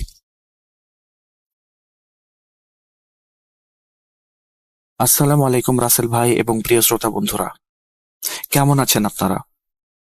আমি আল্লাহর রহমতে সবসময় ভালো আছি। আমি মোহাম্মদ সাবিত আলম, ভূত.com এর মডারেটর বলছি, ময়মনসিংহ বিভাগ থেকে। আজকে আমি আপনাদের সামনে নিয়ে এসেছি সম্পূর্ণ নতুন একটি ঘটনা। যে ঘটনাটি আমার সাথে শেয়ার করেছেন আশরাফুল ইসলাম নামের একজন ব্যক্তি। ঘটনাটি মূলত ঘটেছিল ওনার ভাইয়ের সাথে। ওনার ভাইয়ের ঘটনাটি আজকে আমি নিজের ভাষায় ওনার কাছ থেকে শুনে আপনাদের সামনে উপস্থাপন করছি। শুরুতেই বলে রাখি, ঘটনাটি ঘটেছিল 2022 সালে ময়মনসিংহের কোনো একটি জায়গায়। চলুন এবার ঘটনার দিকে যাওয়া যাক। আশরাফুল সাহেব বলছেন যে ওনার ভাই খুবই মেধাবী এবং খুবই চতুর একজন মানুষ ছিলেন। প্যাঁচগোছ ওনার মধ্যে খুব বেশি একটা না থাকলেও উনি মোটামুটি বেশ চতুর ছিলেন। চতুরত্ব বলতে উনি ওনার কাজের ক্ষেত্রে খুবই বেশি ডেডিকেটেড ছিলেন এবং পড়ালেখায় খুব ভালো ছিলেন। ইভেন উনি তার পড়াশোনার জীবনে বেশিরভাগ জায়গাতেই পড়েছেন স্কলারশিপের মাধ্যমে। এতে করে বোঝা যায় যে আসলে উনি কতটুকু মেধাবী ছিলেন। উনি বাংলাদেশের কোনো একটি জায়গায় ভালো একটি অফিসে চাকরি করতেন। তখন আশরাফুল ভাই পড়তেন বাংলাদেশের কোনো একটি নামি দামি ইউনিভার্সিটিতে। ওনার ভাই একদিন সকালবেলা বাসায় এসে ওনার আব্বু আম্মুকে জানান যে উনি একটি ট্যুরে যেতে চান, যে ট্যুরটি উনি বন্ধু বান্ধবদের সাথে যাবেন খাগড়াছড়ি এবং বান্দরবানের পাহাড় সাইড এলাকাতে। এখানে একটা কথা বলে রাখি যে আশরাফুল সাহেবের ভাইয়ের নাম ছিল ইসমাইল সাহেব। তো ইসমাইল সাহেব যখন বললেন যে উনি ট্যুরে যাবেন, তখন ওনার মা বাবা বিনা কোনো বাধায় রাজি হয়ে গেলেন। শুরুতে বলে রাখা ভালো যে ইসমাইল সাহেব কখনো মজা পছন্দ করতেন না। ইভেন উনি কারোর সাথে অকারণে মজাও করতেন না। এটা ছিল ওনার একটা গুণ। ট্যুর থেকে ফিরে আসলে ওনার বিয়ের কথা চলবে এই বলে জানিয়ে দিলেন ওনার বাবা মা ওনাকে। এই কথা জানানোর পরে ওনারও কোনো আপত্তি ছিল না আসলে বিয়ে শাদী করতে। তো পরিবারের বাকি যে ভাই বোনেরা ছিল ওনারা বেশ ভালোই খুশি হন যে পরিবারে একটা সুন্দর সময় আসতে যাচ্ছে, একটা সুন্দর টাইম আসতে যাচ্ছে যেখানে হচ্ছে বড় ভাইয়ের বিয়ে হবে, পরিবারের মধ্যে একটা সুন্দর একটা অনুষ্ঠান হবে। খুবই সুন্দর একটি সময়। শুধুমাত্র দেরি ছিল ওনার ভাইয়ের ট্যুর থেকে ফিরে আসা। যথারীতি ইসমাইল ভাই ওনার ট্যুরে চলে গেলেন। 7 দিন পর ইসমাইল ভাই ট্যুর থেকে ফিরে আসলেন। ওনার ট্যুর থেকে ফিরে আসার পরে ওনার পরিবার বেশ উৎফুল্ল হয়েছিলেন, কিন্তু সেই উৎফুল্লতা বেশি দিনের জন্য বা বেশিক্ষণের জন্য বলা ভালো, বেশিক্ষণের জন্য স্থায়ী হয়নি। কারণ উনি সবসময় অফিস থেকে হোক বা যেখান থেকেই হোক বাসায় ফিরে সবসময় ওনার আব্বু আম্মুর অবস্থান জিজ্ঞেস করতেন যে আব্বু তুমি কেমন আছো, আম্মু তুমি কেমন আছো, বা ভাইদেরকে খোঁজ নিতেন যে তোমরা কেমন আছো, বোনদের সাথে কিছুক্ষণ কথাবার্তা বলতেন। কিন্তু এবার ট্যুর থেকে ফেরার পরে উনি কারোর সাথে কোনো কথা না বলে একেবারে ডিরেক্ট ওনার নিজের রুমে গিয়ে দরজায় তালা লাগিয়ে দিলেন। এই অবস্থা দেখে পরিবারের বাকি সদস্যরা মোটামুটি অবাক হয়ে যান যে এটা কি হলো। ইসমাইল তো কখনোই এরকম করে না। ও তো বাসায় এসে সবার আগে হচ্ছে মানুষের স্বাস্থ্য সম্পর্কে জিজ্ঞেস করেন, বাসায় থাকা সকল মানুষের। তো আজকে এটা কি হলো আসলে? যাই হোক, ওনারা চিন্তা করলেন যে ও হয়তো বা টায়ার্ড, এই কারণে হচ্ছে ও আজকে ঘুমাবে, এই কারণে নিজের রুমে চলে গেল, হয়তো বা খাওয়া দাওয়া করে এসেছে বাহির থেকে। সেদিনের মতো উনি ঘুমিয়ে গেলেন। তো আশরাফুল সাহেব যিনি ঘটনা বলছেন উনি বললেন কি যে ভাই কি রাতে খাওয়া দাওয়া করবে না? ওনার আম্মুকে উনি বললেন যে আমি তাহলে ভাইকে ডেকে নিয়ে আসি। তো ওনার আম্মু বললেন যে না থাক, দরকার নেই, ওকে ডাকার দরকার নেই, ও ওর মতো আজকে ঘুমাক। তো সেদিনের মতো খাওয়া দাওয়া শেষ করে সকলেই ঘুমিয়ে গেলেন। এর পরের দিনের ঘটনা, সকল ভাই বোনেরা এবং বাসার মা বাবা যারা আছেন সবাই ঘুম থেকে উঠে গেলেন, কিন্তু সেখানে ইসমাইল ভাইয়ের কোনো উপস্থিতি দেখা গেল না। যদিও ইসমাইল ভাই সবার আগে ঘুম থেকে উঠে ফজরের নামাজ আদায় করে উনি শরীর চর্চা করে তারপর অফিসের জন্য প্রস্তুত হন, কিন্তু সেদিন উনি ঘুম থেকে আর ওঠেননি। আশরাফুল ভাই একটু চিন্তা করলেন যে কি ব্যাপার, ভাই তো প্রতিদিন এরকম সকাল সকাল উঠে পড়ে, আজকে ওনার কি হলো যে উনি ঘুম থেকে এখনো উঠলেন না? আসলে কোনো সমস্যা হলো কিনা উনি বুঝতে পারছিলেন না। কিন্তু ওনার সিক্স সেন্স ওনাকে বলছিল মনে হয় কোনো একটা সমস্যার মধ্যে ওনার ভাই বর্তমানে আছেন, যেটা আসলে ওনারা নেগলেক্ট করছেন বা পাত্তা দিচ্ছেন না খুব বেশি একটা। যথারীতি চিন্তা ভাবনা বাদ দিয়ে ওনাদের ভাই বোনেরা সকলে মিলে স্কুলে চলে গেলেন, কেউ কলেজে চলে গেলেন, ওনার বাবাও ওনার চাকরি ক্ষেত্রে চলে গেলেন। দুপুর 2টার দিকে যখন আশরাফুল ভাই ফিরলেন বাসায়, তখন উনি দেখলেন যে ওনার ভাইয়ের দরজা তখনও বন্ধ। উনি ওনার মার কাছে গেলেন, ওনার মাকে বললেন যে মা, ভাই কি এখনো ঘুম থেকে ওঠে নাই? ওনার মা বললেন যে না বাবা, তোমার ভাই তো এখনো ঘুম থেকে ওঠে নাই, কি যে হচ্ছে, আমার খুবই চিন্তা হচ্ছে তোমার ভাইকে নিয়ে। এরপরে আশরাফুল ভাই ইসমাইল ভাইয়ের রুমের সামনে গিয়ে ওনাকে ডাকাডাকি শুরু করলেন, কিন্তু কোনো সাড়া শব্দ পাওয়া যাচ্ছিল না। কোনোভাবেই ডাকাডাকির ফলে কোনো সাড়া শব্দ ওনার ছিল না। এরপরে ইসমাইল ভাই চিন্তা করলেন কি যে ভাইয়ের আবার ভেতরে কিছু হয়ে গেল কিনা। ওনার মাও বেশ চিন্তিত অবস্থায় ছিলেন। আস্তে আস্তে পরিবারের বাকি সদস্যরা ফিরে আসতে শুরু করলেন এবং আশরাফুল ভাই ওনার বাকি ভাইদেরকে নিয়ে ইসমাইল ভাইয়ের দরজাটা ভেঙে ফেললেন। দরজা ভেঙে ভেতরে ঢুকে দেখেন যে ইসমাইল ভাই তখনও ঘুমাচ্ছেন, মোটামুটি প্রায় নাক ডেকে ঘুমাচ্ছেন উনি। উনি অনেকবার হচ্ছে ইসমাইল ভাইকে ডাক দিলেন, সাড়া লাগালেন যে ভাই কি ব্যাপার, তুমি এখনো ঘুম থেকে ওঠো না, কি কারণে, কি সমস্যা, তোমার কি হয়েছে বলো। ইসমাইল ভাই একটু করে চোখটা খুললেন এবং বললেন, কিছু, তোমাদের কি সমস্যা? আমার যে ঘুম আসছে, তোমরা কি দেখতে পাচ্ছ না? আমি ঘুমাচ্ছি, আমাকে ঘুমাতে দাও, আমি পরে ঘুম থেকে উঠবো, তোমরা এখন যাও। ওনার মা সহ বাকি ভাই বোনেরা সবাই ইসমাইল ভাইয়ের রুম থেকে বেরিয়ে চলে এলেন। কিছুটা স্বস্তি বোধ করছিলেন ওনারা যে ইসমাইল ভাইয়ের কিছু হয়নি বা উনি সুস্থ অবস্থাতেই আছেন। ইসমাইল ভাইয়ের মা চিন্তা করছিলেন কি যে ও অফিস আজকে হয়তো এই কারণে যায়নি, কারণ ওর শরীরটা হয়তো বেশি একটা ভালো নেই, ও হয়তো বাবার ছুটিয়ে নিয়েছে, তো ঘুমাক, সমস্যা নেই।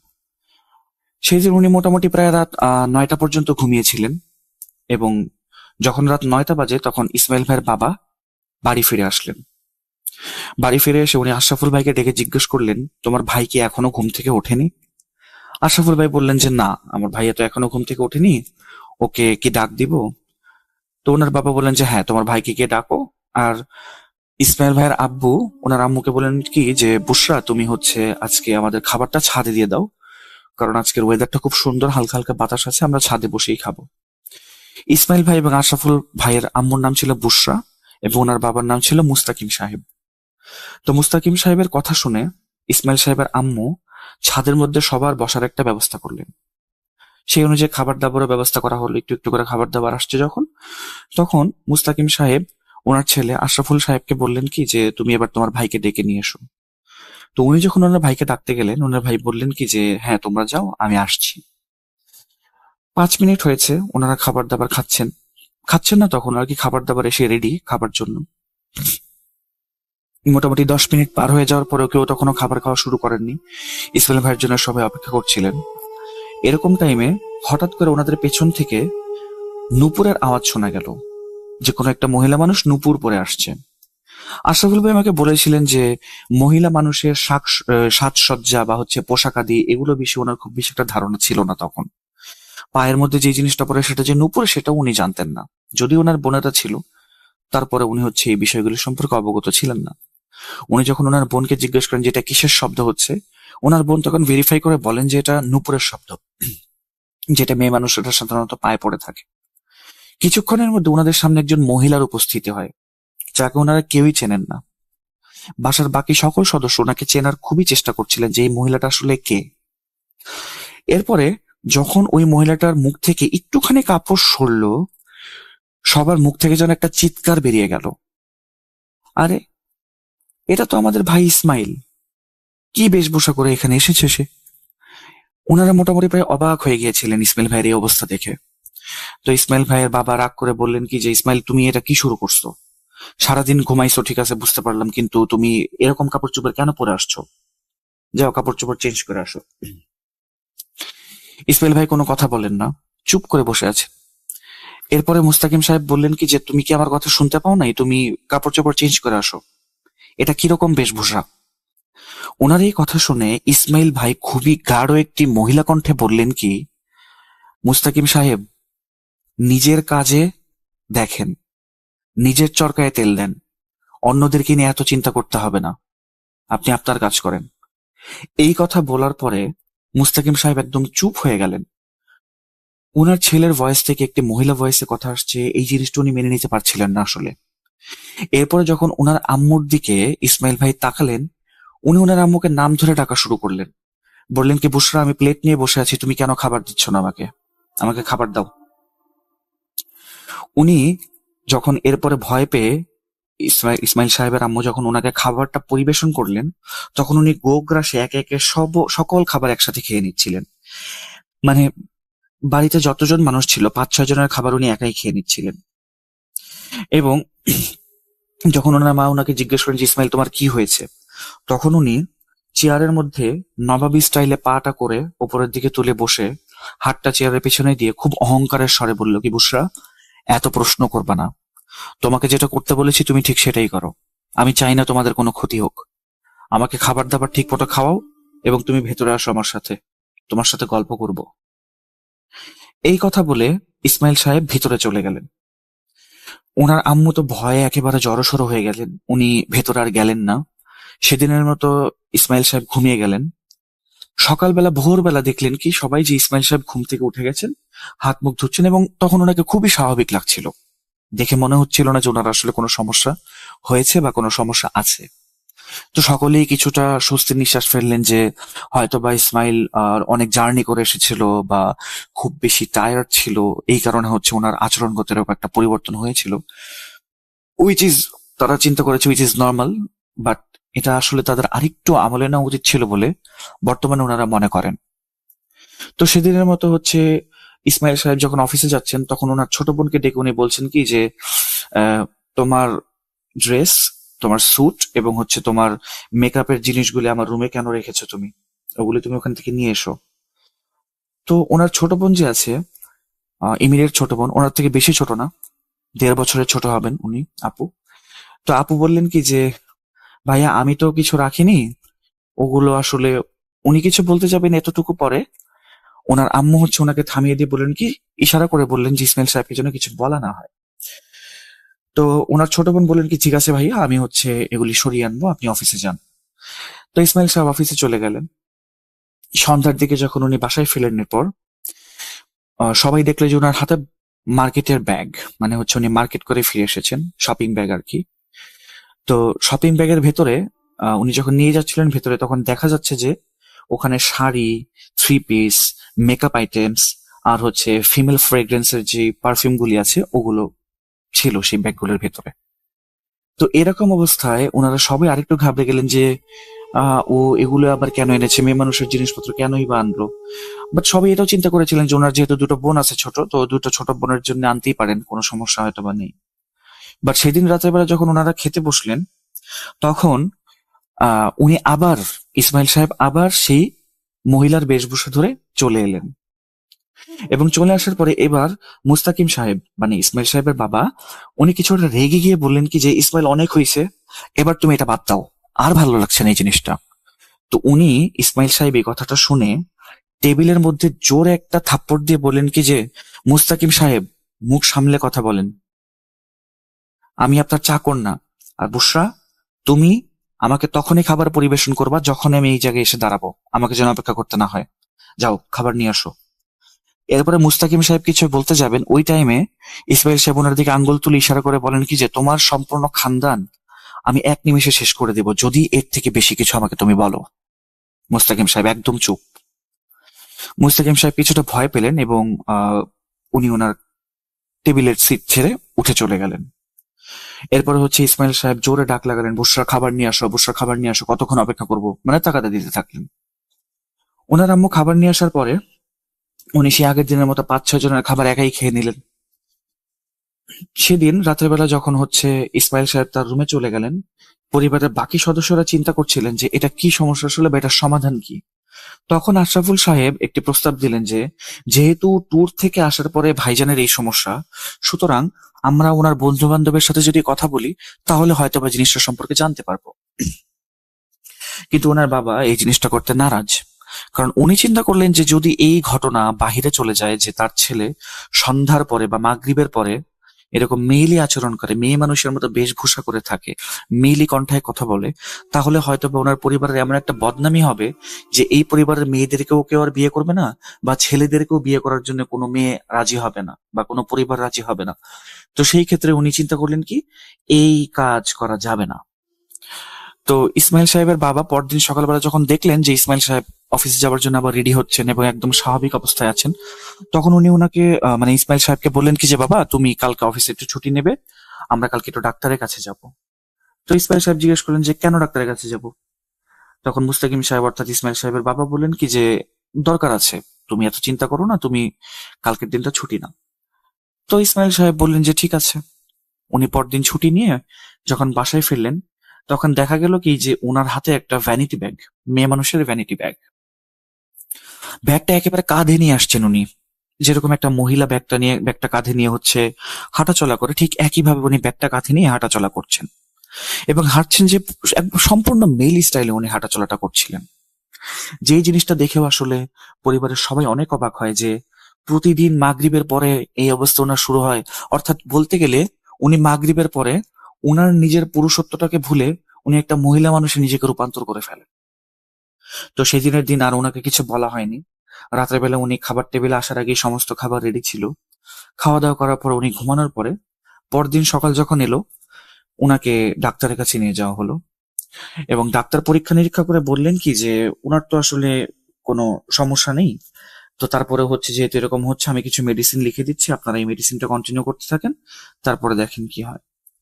তো সেদিনের মতো মেডিসিন কিনা বাড়ি চলে আসা হলো, ওনাকে মেডিসিন খাওয়ানো হলো, ডাক্তারের পরামর্শ মতো খাবার দাবার কন্ট্রোল করে সবকিছুই করা হলো। বাট সেদিন সন্ধ্যায় ওনার আবার সেই আগের মতোই আচরণ। উনি ঠিক সেই মহিলার বেশভূষা নিয়ে এসছেন, মহিলার ভাষায় কথা বলছেন। উনি ওনার মায়ের সাথে বসে বসে কথা বলছিলেন, এমন ভাবে কথা বলছিলেন যেন বুশরা আন্টি হচ্ছে ওনার বান্ধবী। তো উনি জিজ্ঞেস করছেন যে বুশরা, তোমার পরিবারের কি খবর, তোমার হাজবেন্ড তোমার সাথে কোনো খারাপ আচরণ করে না তো, বা তোমার ছেলে মেয়েদের কি খবর বলো, বা তুমি বাহিরের কেন যাও না, তোমাকে কি ঘরে বন্দি করে রেখেছে কিনা, এরকম কথাবার্তা। তো এই জিনিসগুলি শুনে ওনার আম্মু এবার না আয়াতুল কুরসি বা যে কোনো একটা দোয়া পড়ে না ওনার মানে ইসমাইল সাহেবের মাথায় ফু দিলেন। এই ফুটা দেওয়ার পরে ইসমাইল সাহেব ওনার আম্মুকে একটা জোরে থাপ্পড় মারলেন। থাপ্পড় মেরে বললেন কি যে বুশরা, তুই দেখ, এমন কোনো কাজ করিস না যেটার কারণে তোর ক্ষতি করতে হয় আমার। তোর এই দোয়া কালাম আমার উপরে কোনো আসর করবে না। তুই যদি আরেকদিন এরকম কাজ করস তাহলে কিন্তু তোর অনেক বড় ক্ষতি করবো আমি। ইউজলেস কোনো কাজ আর করিস না। তুই জানিস আমি তোর ক্ষতি করতে চাই না, তাহলে কেন তুই আমার সাথে এরকম করিস? এই ধরনের আচরণ আমার সাথে আর কখনো তুই করবি না। এই কথা বলে উনি ওনার আম্মুকে বললেন কি বুশরা, তুই এখন রুম থেকে বেরিয়ে যা। ওনার আম্মু যখন রুম থেকে বেরিয়ে গেলেন তখন উনি সেদিনের মতো ঘুমিয়ে গেলেন। তো মুস্তাকিম সাহেব ওনার ছেলের এরকম আচরণে খুবই চিন্তিত, পরিবারের সবাই খুবই চিন্তিত। তো উনি আবার এও চিন্তা করছিলেন যে আমি যে কোনো হুজুরের কাছে নিয়ে যাব, এই ঘটনাটা যদি এলাকায় ছড়িয়ে যায় তাহলে তো সমস্যা। আর সন্ধ্যার সময় এই অবস্থার পরে যে ডাক্তারের কাছে নিয়ে যাব, তখন যদি ও হচ্ছে মহিলার ড্রেসে থাকে, তখন এলাকার মানুষ দেখলে আরেক সমস্যা। কি যে করি কিছুই বুঝতে পারছি না। ওনার এরকম একটা চিন্তা ভাবনা ছিল। উনি একদিন হচ্ছে এরকম দিন কাটতে লাগলো। একদিন হচ্ছে উনি মনের কষ্টে ওনার অফিসের একজন কলিগের সাথে এই বিষয়ে কথা বললেন। উনি বললেন কি আমার পরিচিত একজন ডাক্তার আছে, মনোবিজ্ঞানী, সাইকিয়াট্রিস্ট, উনি আসলে ওনার রেপুটেশন যথেষ্ট পরিমাণে ভালো, তো আপনি ওনাকে দেখাতে পারেন একবার। তো সেদিন অফিস থেকে বেরিয়ে গিয়ে মুস্তাকিম সাহেব সেই ডাক্তারের ঠিকানায় চলে গেলেন এবং ডাক্তারকে সাথে করে নিয়ে এসেই আহ ইসমাইল ভাইয়ের সাথে দেখা করালেন। ইসমাইল ভাই তখনও হচ্ছে ডাক্তারের সামনে আসেননি। ও ডাক্তার এবং মুস্তাকিম সাহেব দুজন একসাথে বসে বসে কথা বলছিলেন। এরকম টাইমে ইসমাইল সাহেব নিজের ঘর ছেড়ে বেরিয়ে এলেন। ডাক্তারের কাছে এসে উনি হাসি দিয়ে বললেন কি যে ডাক্তার, তুই চিকিৎসা করতে আসছোস, তোর তো নিজের ঘর সংসারের ঠিক নাই। তোর যে কলিগ ডাক্তার আছে না, সেই ডাক্তারের সাথে তোর ওয়াইফ তো পালিয়ে যাচ্ছে, তুই তো জানিসই। নিজের ঘর আগে সামলা, নিজের বউয়ের হচ্ছে মানসিক সমস্যাটা আগে সমাধান কর, এরপরে হচ্ছে আমার সমস্যার সমাধান করতে আসিস। যা, ওঠ এখান থেকে যা। এই কথা বলে উনি ওনার আম্মুকে ডাক দিলেন যে বুশরা, আমার খাবারের সময় হয়েছে, আমার জন্য খাবার নিয়ে এসো। ডাক্তার যখন বের হলেন, উনি মুস্তাকিম সাহেবকে ডেকে নিলেন বাইরে এবং বললেন কি যে ভাইজান, আমি আসলে সাইকিয়াট্রিস্ট হলেও এরকম অনেক কিছুরই সাক্ষী আছি আমি, যে জিনিসগুলি আসলে কখনো ব্যাখ্যা করা যায় না। যেমন হচ্ছে জিন ঘটিত সমস্যা। এই কথা শুনে মুস্তাকিম সাহেব অনেকটা আকাশ থেকে পড়লেন, কারণ ওনাদের আসলে জিন রিলেটেড কোনো সমস্যার বিষয়ে কখনো মাথায় আসেনি এবং ওনারা এই বিষয়ে জানতেনও খুবই কম। তো ওনারা কিছুটা ভয় পেলেন, মুস্তাকিম সাহেব আর কি কিছুটা ভয় পেলেন। ভয় পেয়ে বললেন কি যে এখন কি করণীয়। উনি বললেন কি যে আমি একজন হুজুরকে চিনি, আমি ইউটিউবে ওনার ভিডিও দেখেছি এবং যথেষ্ট ক্রেডিবিলিটি আছে ওনার কাজগুলির, তো আপনি একবার ওনাকে দেখাতে পারেন। তো এই বলে ডাক্তার চলে গেলেন। সেদিন রাত্রেবেলা মুস্তাকিম সাহেব বাড়ি ফিরে ওনার ওয়াইফকে এবং বাকি বাচ্চারা যারা ছিল সাথে, তাদেরকে সবকিছু জানালেন। জানানোর পরে সেদিনের মতো সবাই ঘুমানোর প্রস্তুতি নিচ্ছে। আশরাফ সাহেবের রুমের জানালার উপরে তখন কিরকম জানি একটা সাউন্ড হচ্ছিল, মানে খ্যারের মধ্যে যদি কেউ হাত দিয়ে খ্যারটাকে একেবারে হাত দিয়ে মানে মুচড়ে দুমড়ে ফেলে, ওরকম একটা সাউন্ড। তো উনি হচ্ছে ঘর থেকে বেরোলেন, বেরিয়ে গিয়ে দেখলেন যে হচ্ছে ওনার ছাদে, ওনার রুমের উপরে যে ছাদটা আছে সেই ছাদের সাথে একটা গাছ আছে, সেই গাছে একটা পাখির বাসা ছিল। সেই পাখির বাসা থেকে মহিলা ড্রেসে ওনার ভাই ইসমাইল সাহেব পাখির ডিমগুলি ধরে একদম মানে হাত দিয়ে মুচড়ে ফেলছে এবং ডিমগুলো নিচে ফেলে দিচ্ছে। এরপরে যে জীবিত পাখিগুলি ছিল সেই পাখিগুলোর একটার পর একটা ধরে ধরে পাখিগুলির ধর থেকে একবারে গলা আলাদা করে দিচ্ছে। তো এই দৃশ্য দেখে উনি জোরে একটা চিৎকার দেন, চিৎকার দিয়ে ওনার বাবার রুমে চলে যান। রুমে গিয়ে সব ঘটনা জানিয়ে বলেন কি যে আব্বু, এবার আমাদের ওনার বন্ধুর সাথে যোগাযোগ করাটা খুবই দরকার। এরকম মান সম্মানের কথা চিন্তা করে যদি আমরা বসে থাকি তাহলে হচ্ছে ভাইয়ের অবস্থা দিন দিন খারাপ থেকে খারাপতর হতে থাকবে। সুতরাং আমরা আর এভাবে বসে থাকতে পারবো না, আমাদেরকে এবার একটা স্টেপ নিতেই হবে। তো ওনার আব্বু বললেন কি যে আরেকটা হুজুরের সন্ধান পেয়েছে, ওনাকে আগে দেখিয়ে নিই। যথারীতি 2 দিন পরে সেই হুজুরটাকে আনা হলো। মাঝখানে উনি অনেক ঘটনাই বলেছিলেন আশরাফ সাহেব, কিন্তু আমি যদি সেই সবগুলো ঘটনা বলতে যাই আসলে ঘটনাটা অনেক লম্বা হয়ে যাবে, সেই কারণে আমি হচ্ছে ঘটনাটা ফাস্ট ফরওয়ার্ড করছি এবং কিছু জিনিস আমি স্কিপ করে যাচ্ছি আসলে মাঝখানে কিছু কিছু দিনের ঘটনাগুলি। তো হুজুরটা যখন আসলেন উনি ওনার একজন মুরিদ নিয়ে এসেছিলেন এবং উনি ঘরে উনি বাই দ্য ওয়ে হুজুরটা এসেছিলেন একটা প্রাডো গাড়িতে করে, ভালোই টাকা পয়সা ছিল ওনার। উনি ওনার মুরিদের সাথে করে এসেছিলেন, 2 জন মুরিদ। তো উনি বললেন ভেতরে যাওয়ার আগে যে আমার ফিস দিতে হবে 50,000 টাকা। তো মুস্তাকিম সাহেব বললেন কি যে ভাই টাকা যত লাগে নিয়ে নেন, কিন্তু আমার ছেলেটাকে ভালো করে দেন।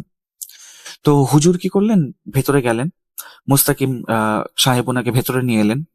ইসমাইল ভাইয়ের রুমে যখন উনি গেলেন হুজুর, তখন উনি বসে বসে ওনার একটা বই বের করলেন এবং বই থেকে কিছু আয়াত পড়তে লাগলেন।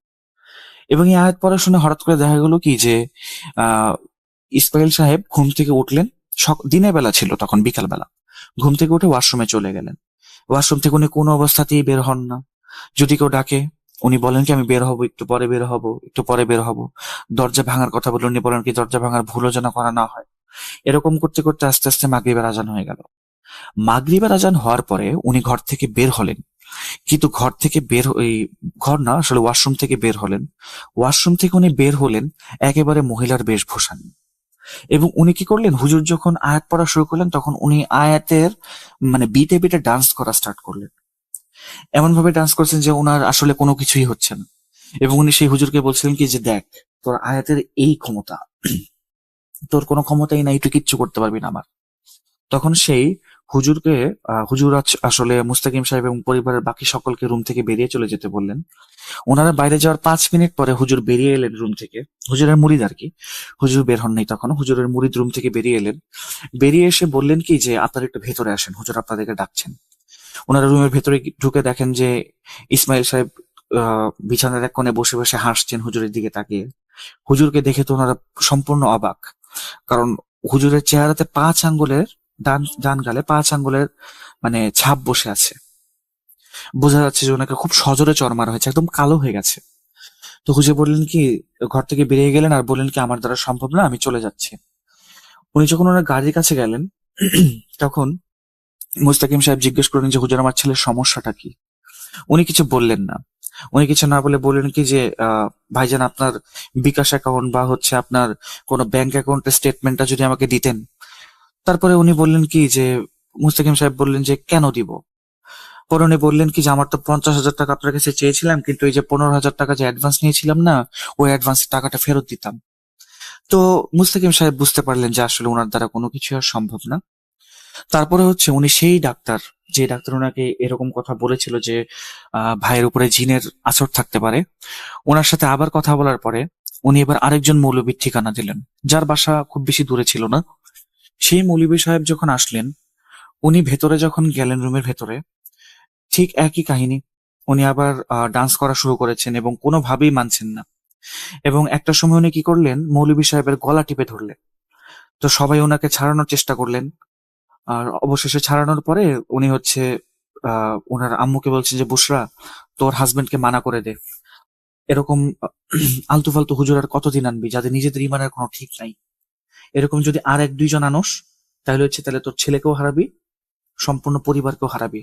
তোর জামাইকে সাবধান করে দে বুশরা। এই কথা বলে উনি সেদিনের মতো ঘুমিয়ে গেলেন। উনি ঘুমানোর পরে যখন হুজুর বাহিরে আসছিলেন তখন হুজুর মুস্তাকিম সাহেবকে নতুন একটি ঘটনা জানালেন যে ভাইজান, আপনার ছেলের উপর আসলে জিন আছে সেটা ঠিক আছে, কিন্তু এই জিনটা নিজে থেকে আসেনি, এটা একটা কালো জাদু। তো উনি তখন মানে কিছুটা অবাক যে কালো জাদু এটা আবার কিরকম জিনিস। আমরা তো কোনো সময় আমাদের পরিবার বা বংশগত দিক দিয়ে এই সমস্ত জিনিসের কোনো তাল্লুক তো ছিল না। কালো জাদু জিনিস এটা আমাদের সাথে কেন হবে বা কেই বা করবে? তো এই কথা শোনার পরে আশরাফ সাহেব ওনার বাবাকে বলেন যে আব্বু, এনাফ, এখন আমাদের ওনার বন্ধুদের সাথে মানে ভাইয়ের বন্ধুদের সাথে কথা বলা জরুরি। তো ইসমাইল সাহেবের একজন বন্ধু ছিলেন, ওনার বন্ধুর নাম ছিল ফারহান। ফারহান ভাইকে উনি সেদিন ফোন করলেন। ফোন করার পরে ফারহান ভাইকে উনি সবকিছু জানার পরে ফারহান ভাই বললেন কি যে ও কি এখনো এরকম করে সন্ধ্যার পরে মেয়ে হয়ে যায়? তো এই কথা শুনে তো আশরাফুল ভাই পুরো অবাক যে এটা কি বলেন, আমার ভাই সন্ধ্যার সময় মেয়ে হয়ে যায়, এটা উনি কিভাবে জানেন? এরপরে ফারহান ভাই বললেন কি যে তুমি আমার বাসায় আসো, তোমার সাথে সব কথা বলছি। আশরাফুল ভাই যখন ওনার বাসায় গেলেন তখন ফারহান ভাই বললেন কি যে আমরা যখন আহ এই খাগড়াছড়ি রাঙামাটি এলাকাতে যাই, সেদিন একটা পাহাড় অঞ্চলের দিকে আমরা বারবিকিউ করব বলে ঠিক করেছিলাম, এবং বারবিকিউ করার সময় সেখানকার এলাকার লোকজন এসে বলছিলেন কি যে ভাই আপনারা এখানে আগুন ধরিয়েন না, এই জায়গাটা হচ্ছে জিনদের জায়গা, এখানে আগুন ধরাবেন না। এই কথা শুনে তোমার ভাই ইসমাইল মানে কিছুটা হুঙ্কার দিয়ে উঠে বলে যে হ্যাঁ, এখানে কিসের জিনের সমস্যা, এগুলো কিচ্ছু না, বিজ্ঞানের যুগে আপনারা এই সমস্ত জিনিসকে মানে বাড়তি অ্যাটেনশন দিচ্ছেন, এতে কি হচ্ছে, আমাদের সমাজের ক্ষতি হচ্ছে, বা যে কোনো সমস্যাকে আমরা জিনের সমস্যা বলে চালিয়ে দিচ্ছি, ভয় ক্রিয়েট করার চেষ্টা করছে। মোটামুটি অনেকটা ঝগড়াঝাটির বিষয় হয়ে যায়। তো এরপরে এলাকার লোকজন বললেন কি, সেই স্থানীয়রা বললেন কি যে তুমি এক কাজ করো, আগামীকালকে আমাদের এখানে একজন পীর সাহেব আছেন, ওনার কাছে চলো, তারপরে তুমি সব প্রমাণ পাবে।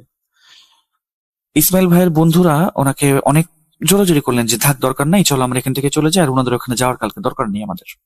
কিন্তু ইসমাইল ভাই তো নাছোড়বান্দা, উনি বলেন কি যে না, আমি প্রমাণ করে দিব এরকম জিন বলতে আসলে কিছু নাই। পরদিন সকালবেলা স্থানীয় লোকজনের সাথে উনি সেই পীর সাহেবের কাছে গেলেন এবং সেখানে একই লেকচার দেওয়া শুরু করলেন।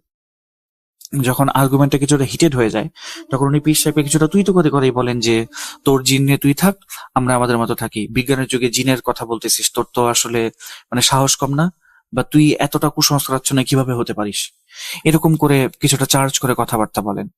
এবং উনি যখন চলে আসছিলেন সেই পীর সাহেব বললেন কি যে তুই তো আমাকে এই কথাগুলো বলে গেলি, দেখিস তোর পরিণতি কি হয়।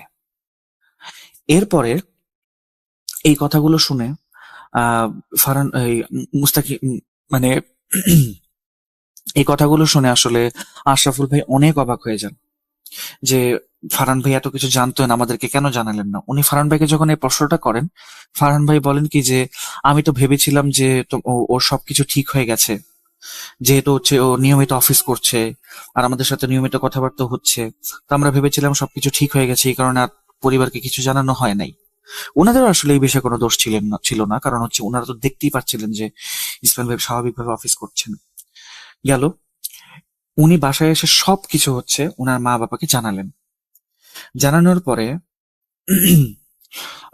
সন্ধ্যার দিকে না, সেদিন ইসমাইল ভাই অনেকটা বিকালের দিকেই ফিরে আসলেন অফিস থেকে। ফিরে আসার পরে উনি ওনার বোনকে বলছেন, ছোট বোনকে, যে তোমার কাপড় চোপড় তুমি প্রত্যেক দিন আমার রুমের মধ্যে রাখো, সমস্যাটা কি আসলে আমাকে বলো। তো উনি এবার ওনার ভাইকে কনফ্রন্ট করলেন সামনাসামনি গিয়ে যে ভাই, এই জিনিসগুলো আসলে তুমিই করো, সন্ধ্যার পরে মাগরিবের পরে তুমি একটা মহিলা মানুষের রূপ নিয়ে নাও, এরকম এরকম আচরণ করো। ইসমাইল ভাই সোফাতে বসলেন এবং বসে বললেন কি যে হ্যাঁ, তোমার কথাটা ঠিক আছে, আমি নিজেও মাঝে মাঝে এই জিনিসটা খেয়াল করি যে মাগরিবের আগ পর্যন্ত আমার সমস্ত মেমোরিজ থাকে, এরপর আমার মনে হয় যে আমি ঘুমিয়ে গেছি এবং সকালবেলা অফিসে যাওয়ার জন্য ঘুম থেকে উঠেছি। এরপরে যখন ওনাকে জিজ্ঞেস করা হলো খাগড়াছড়ি বা বান্দরবনের দিকে, যে ওনারা গেলেন রাঙামাটির দিকে, ওখানের ঘটনাটা ওনাকে জিজ্ঞেস করা হলো, উনি আদ্যপান্ত সবকিছু খুলে বললেন। তো ওনার বাবা ডিসিশন নিলেন যে ওনাকে নিয়ে সেই পীরের আস্তানায় আবার যাবেন এবং ওনার সাথে গিয়ে কথা বলবেন। তো সেই অনুযায়ী হচ্ছে পরের 2 দিন পরে ব্যাগ ট্যাগ সবকিছু প্যাকিং করে একটা প্রাইভেট কার ভাড়া করে ওনারা নিজেরাই সেখানে চলে গেল। ইসমাইল ভাই, ওনার আম্মু, ওনার আব্বু এবং আশরাফ ভাই, এই 4জন চলে গেলেন। তো ওখানে যেতে যেতে প্রায় মানে রাতই হয়ে যায়। রাতের বেলা সকাল হয়ে যায়, ওনারা রাতে রওনা দিয়েছিলেন, সকাল হয়ে যায়। তো এর মাঝখানে হচ্ছে ডাক্তারের মানে ঘুমের ইনজেকশন দিয়ে ওনাকে অচেতন করে রাখা হয়েছিল ইসমাইল ভাইকে, যেন উনি কোনো কিছু বুঝতে না পারেন। তো ওখানে নিয়ে যাওয়ার পরে একটা হোটেলে ওঠেন ওনারা। মোটামুটি সকালে দুপুরের দিকে ওনার হোশ ফেরে। হোশ ফেরার পর ওনাকে যখন জিজ্ঞেস করা হয় যে ওনার আস্তানাটা কোথায় ছিল, 2-3 ঘন্টা ড্রাইভ করে আবার সেই আস্তানায় যাওয়া হয়। এবং সেই পীর সাহেব যখন ইসমাইল ভাইকে ঢুকতে দেখেন ভেতরে, ওনার আস্তানার ভেতর, উনি বলতে থাকেন যে কিরে, কি অবস্থা তোর? বলছিলাম না তোর অবস্থা খুব খারাপ হবে? খারাপ হয়েছে জন্যই তো আবার আমার কাছে আসছস, বল কি চাস? তখন ওনার পরিবারের সকলেই পীর সাহেবের কাছে ক্ষমা চাইলেন যে হুজুর, আমাদেরকে মাফ করে দেন, আমার ছেলে আসলে না জেনে একটা ভুল করেছে, ও আসলে মানুষ হিসেবে খুবই ভালো, কিন্তু একটা ভুল করেছে, বিশ্বাস করতো না, ক্ষমা করে দেন। ইসমাইল ভাই নিজে ওনার কাছে ক্ষমা চাইলেন এবং ক্ষমা চাইবার পরে উনি হচ্ছে ইসমাইল সাহেবকে ডাক দিলেন, ওনার সামনে বসালেন। বসিয়ে যখন মাথায় হাত দিলেন, তখন ওনার শরীর যেন অস্বাভাবিক ভাবে কাঁপুনি দিতে শুরু করলো। 2-3 মিনিট কাঁপুনি দেওয়ার পরে উনি কিছুটা মানে উনি নর্মাল হয়ে যান। এরপরে পীর সাহেব বলেছিলেন কি যে জীবনে যাই করো, কখনো এই ধরনের জিনিসগুলি নিয়ে মজা করবে না, এই ধরনের জিনিসগুলি নিয়ে কখনো হচ্ছে বিদ্রুপ করবে না। তোমাদের সায়েন্স দুনিয়াতে অনেক উপরে চলে গেছে, চাঁদে চলে গেছে, মঙ্গল গ্রহে চলে গেছে, কিন্তু দুনিয়াতে এরকম কিছু জিনিস আছে যেগুলোর মোকাবেলা তোমাদের সায়েন্স আসলে করতে পারবে না। তো সবকিছু নিয়ে মজা কখনো করতে নেই। ভালো থাকো, তোমার জন্য দোয়া থাকলো, এই ধরনের ভুল আর কখনো করবে না। তো উনি হুজুরের কাছে ক্ষমা চেয়ে, মানে পীর সাহেবের কাছে ক্ষমা চেয়ে চলে আসলেন এবং তারপর থেকে নাকি ওনার সাথে আর কোনো ধরনের কোনো সমস্যা হয়নি। তো আশরাফুল ভাই এই ঘটনাটা বলার পরে আমাকে বলেছিলেন যে ওনার বাসার ছাদের একটা ছবি আমার কাছে উনি শেয়ার করবেন।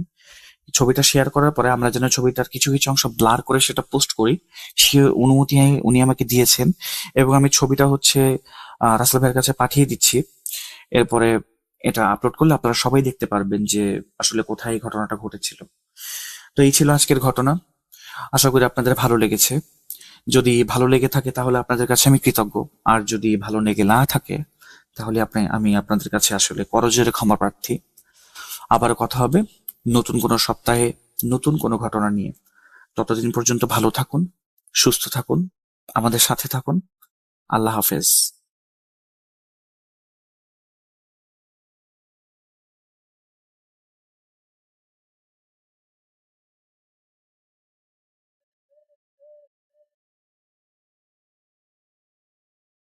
Booth.com with Russell. Welcome back. আপনাদের সবাইকে স্বাগত জানাচ্ছি, আমি রাসেল। আশা করছি আপনারা সবাই ভালো আছেন, ভালোর দলে আছেন। আমিও ভালো আছি, ভালোর দলে আছি। এই মুহূর্তে আমরা চলে যাব আমাদের পরবর্তী ঘটনায়। আশা করছি এই ঘটনাটি আপনাদের ভালো লাগবে। প্রথম থেকে শেষ পর্যন্ত আমাদের সঙ্গে থাকার জন্য আপনাদেরকে অসংখ্য ধন্যবাদ। চলুন শুরু করা যাক।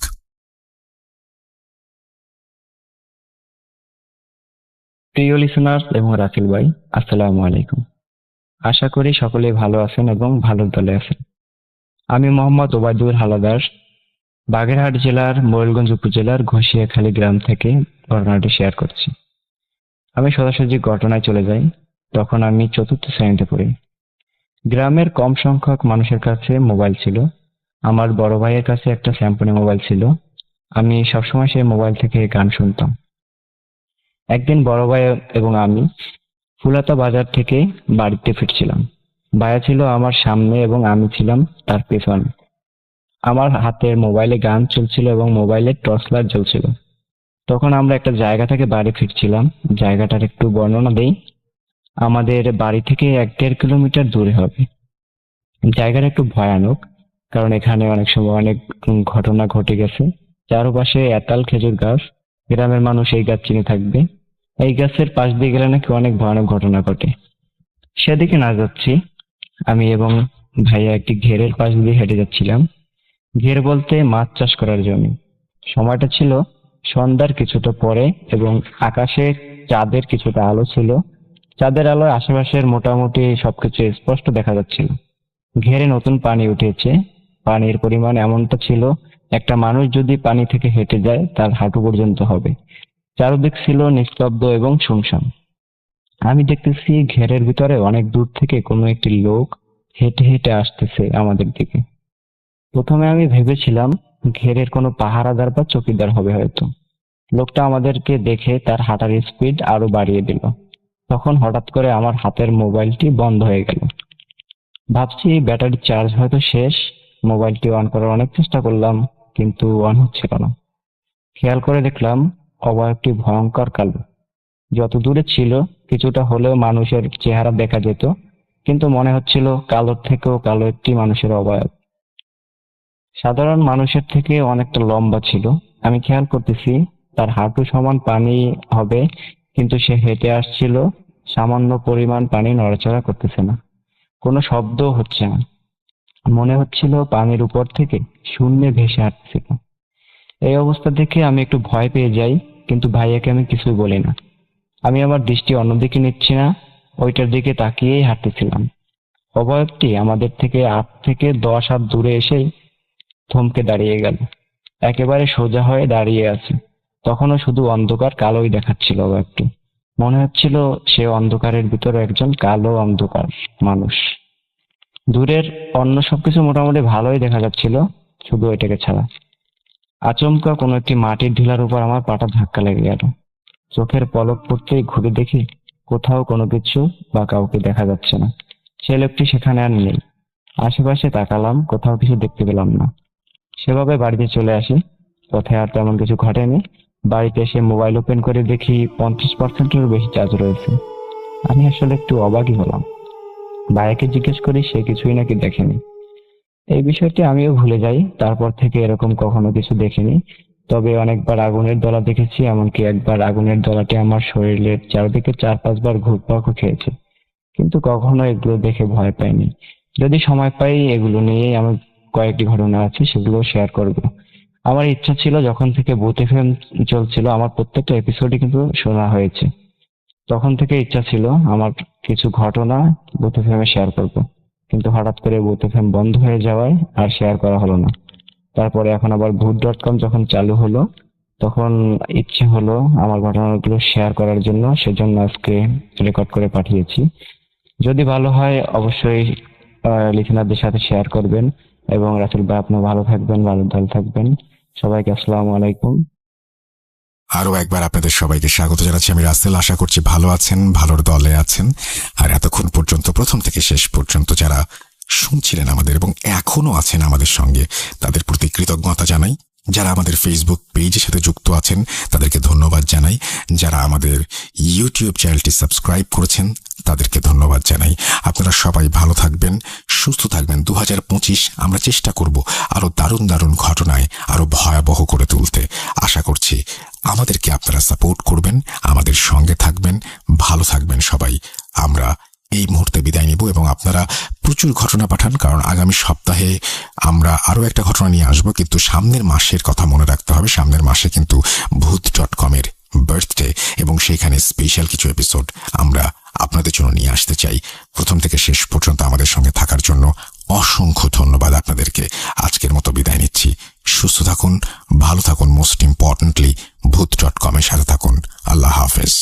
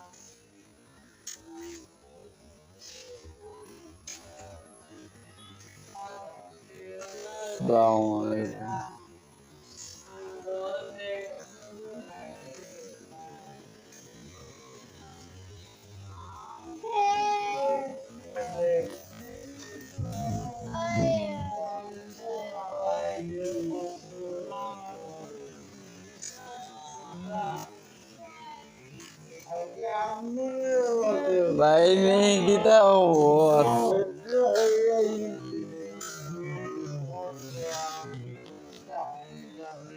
বাবার জন্য কইয়া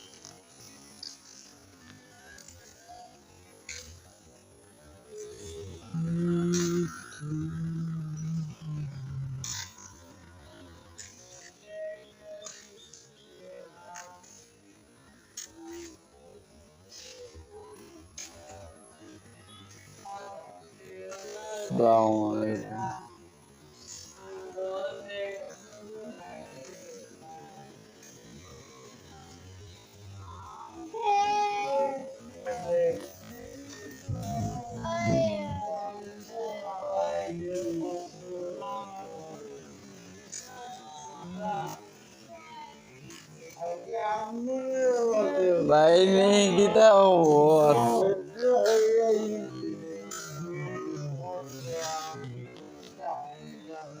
বাবার জন্য কইয়া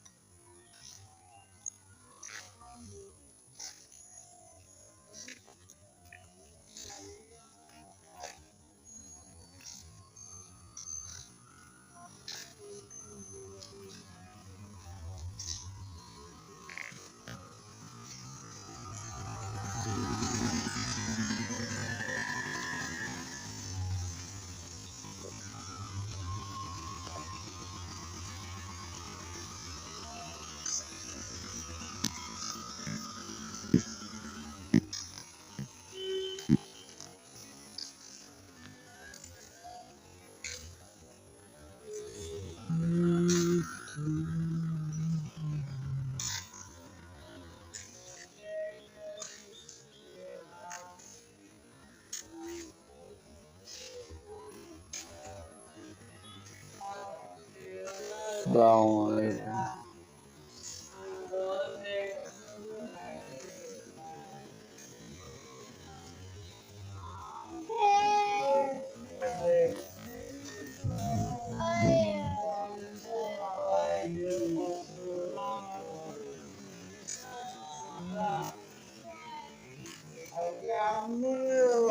ভাই নেই কিতা খবর?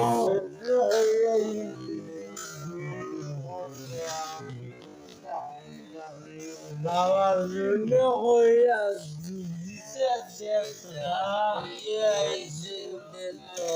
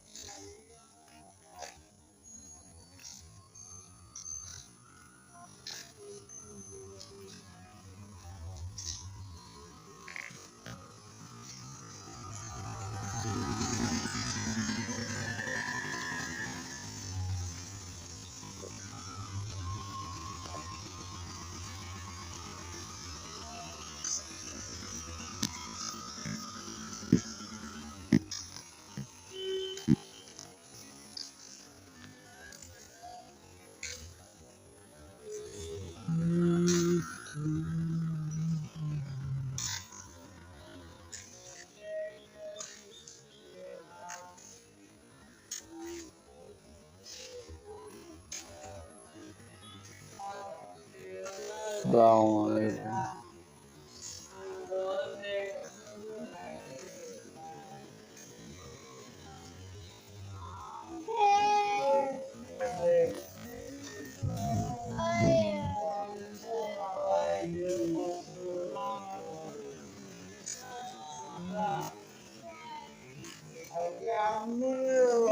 ভাই নেই কিতা খবর?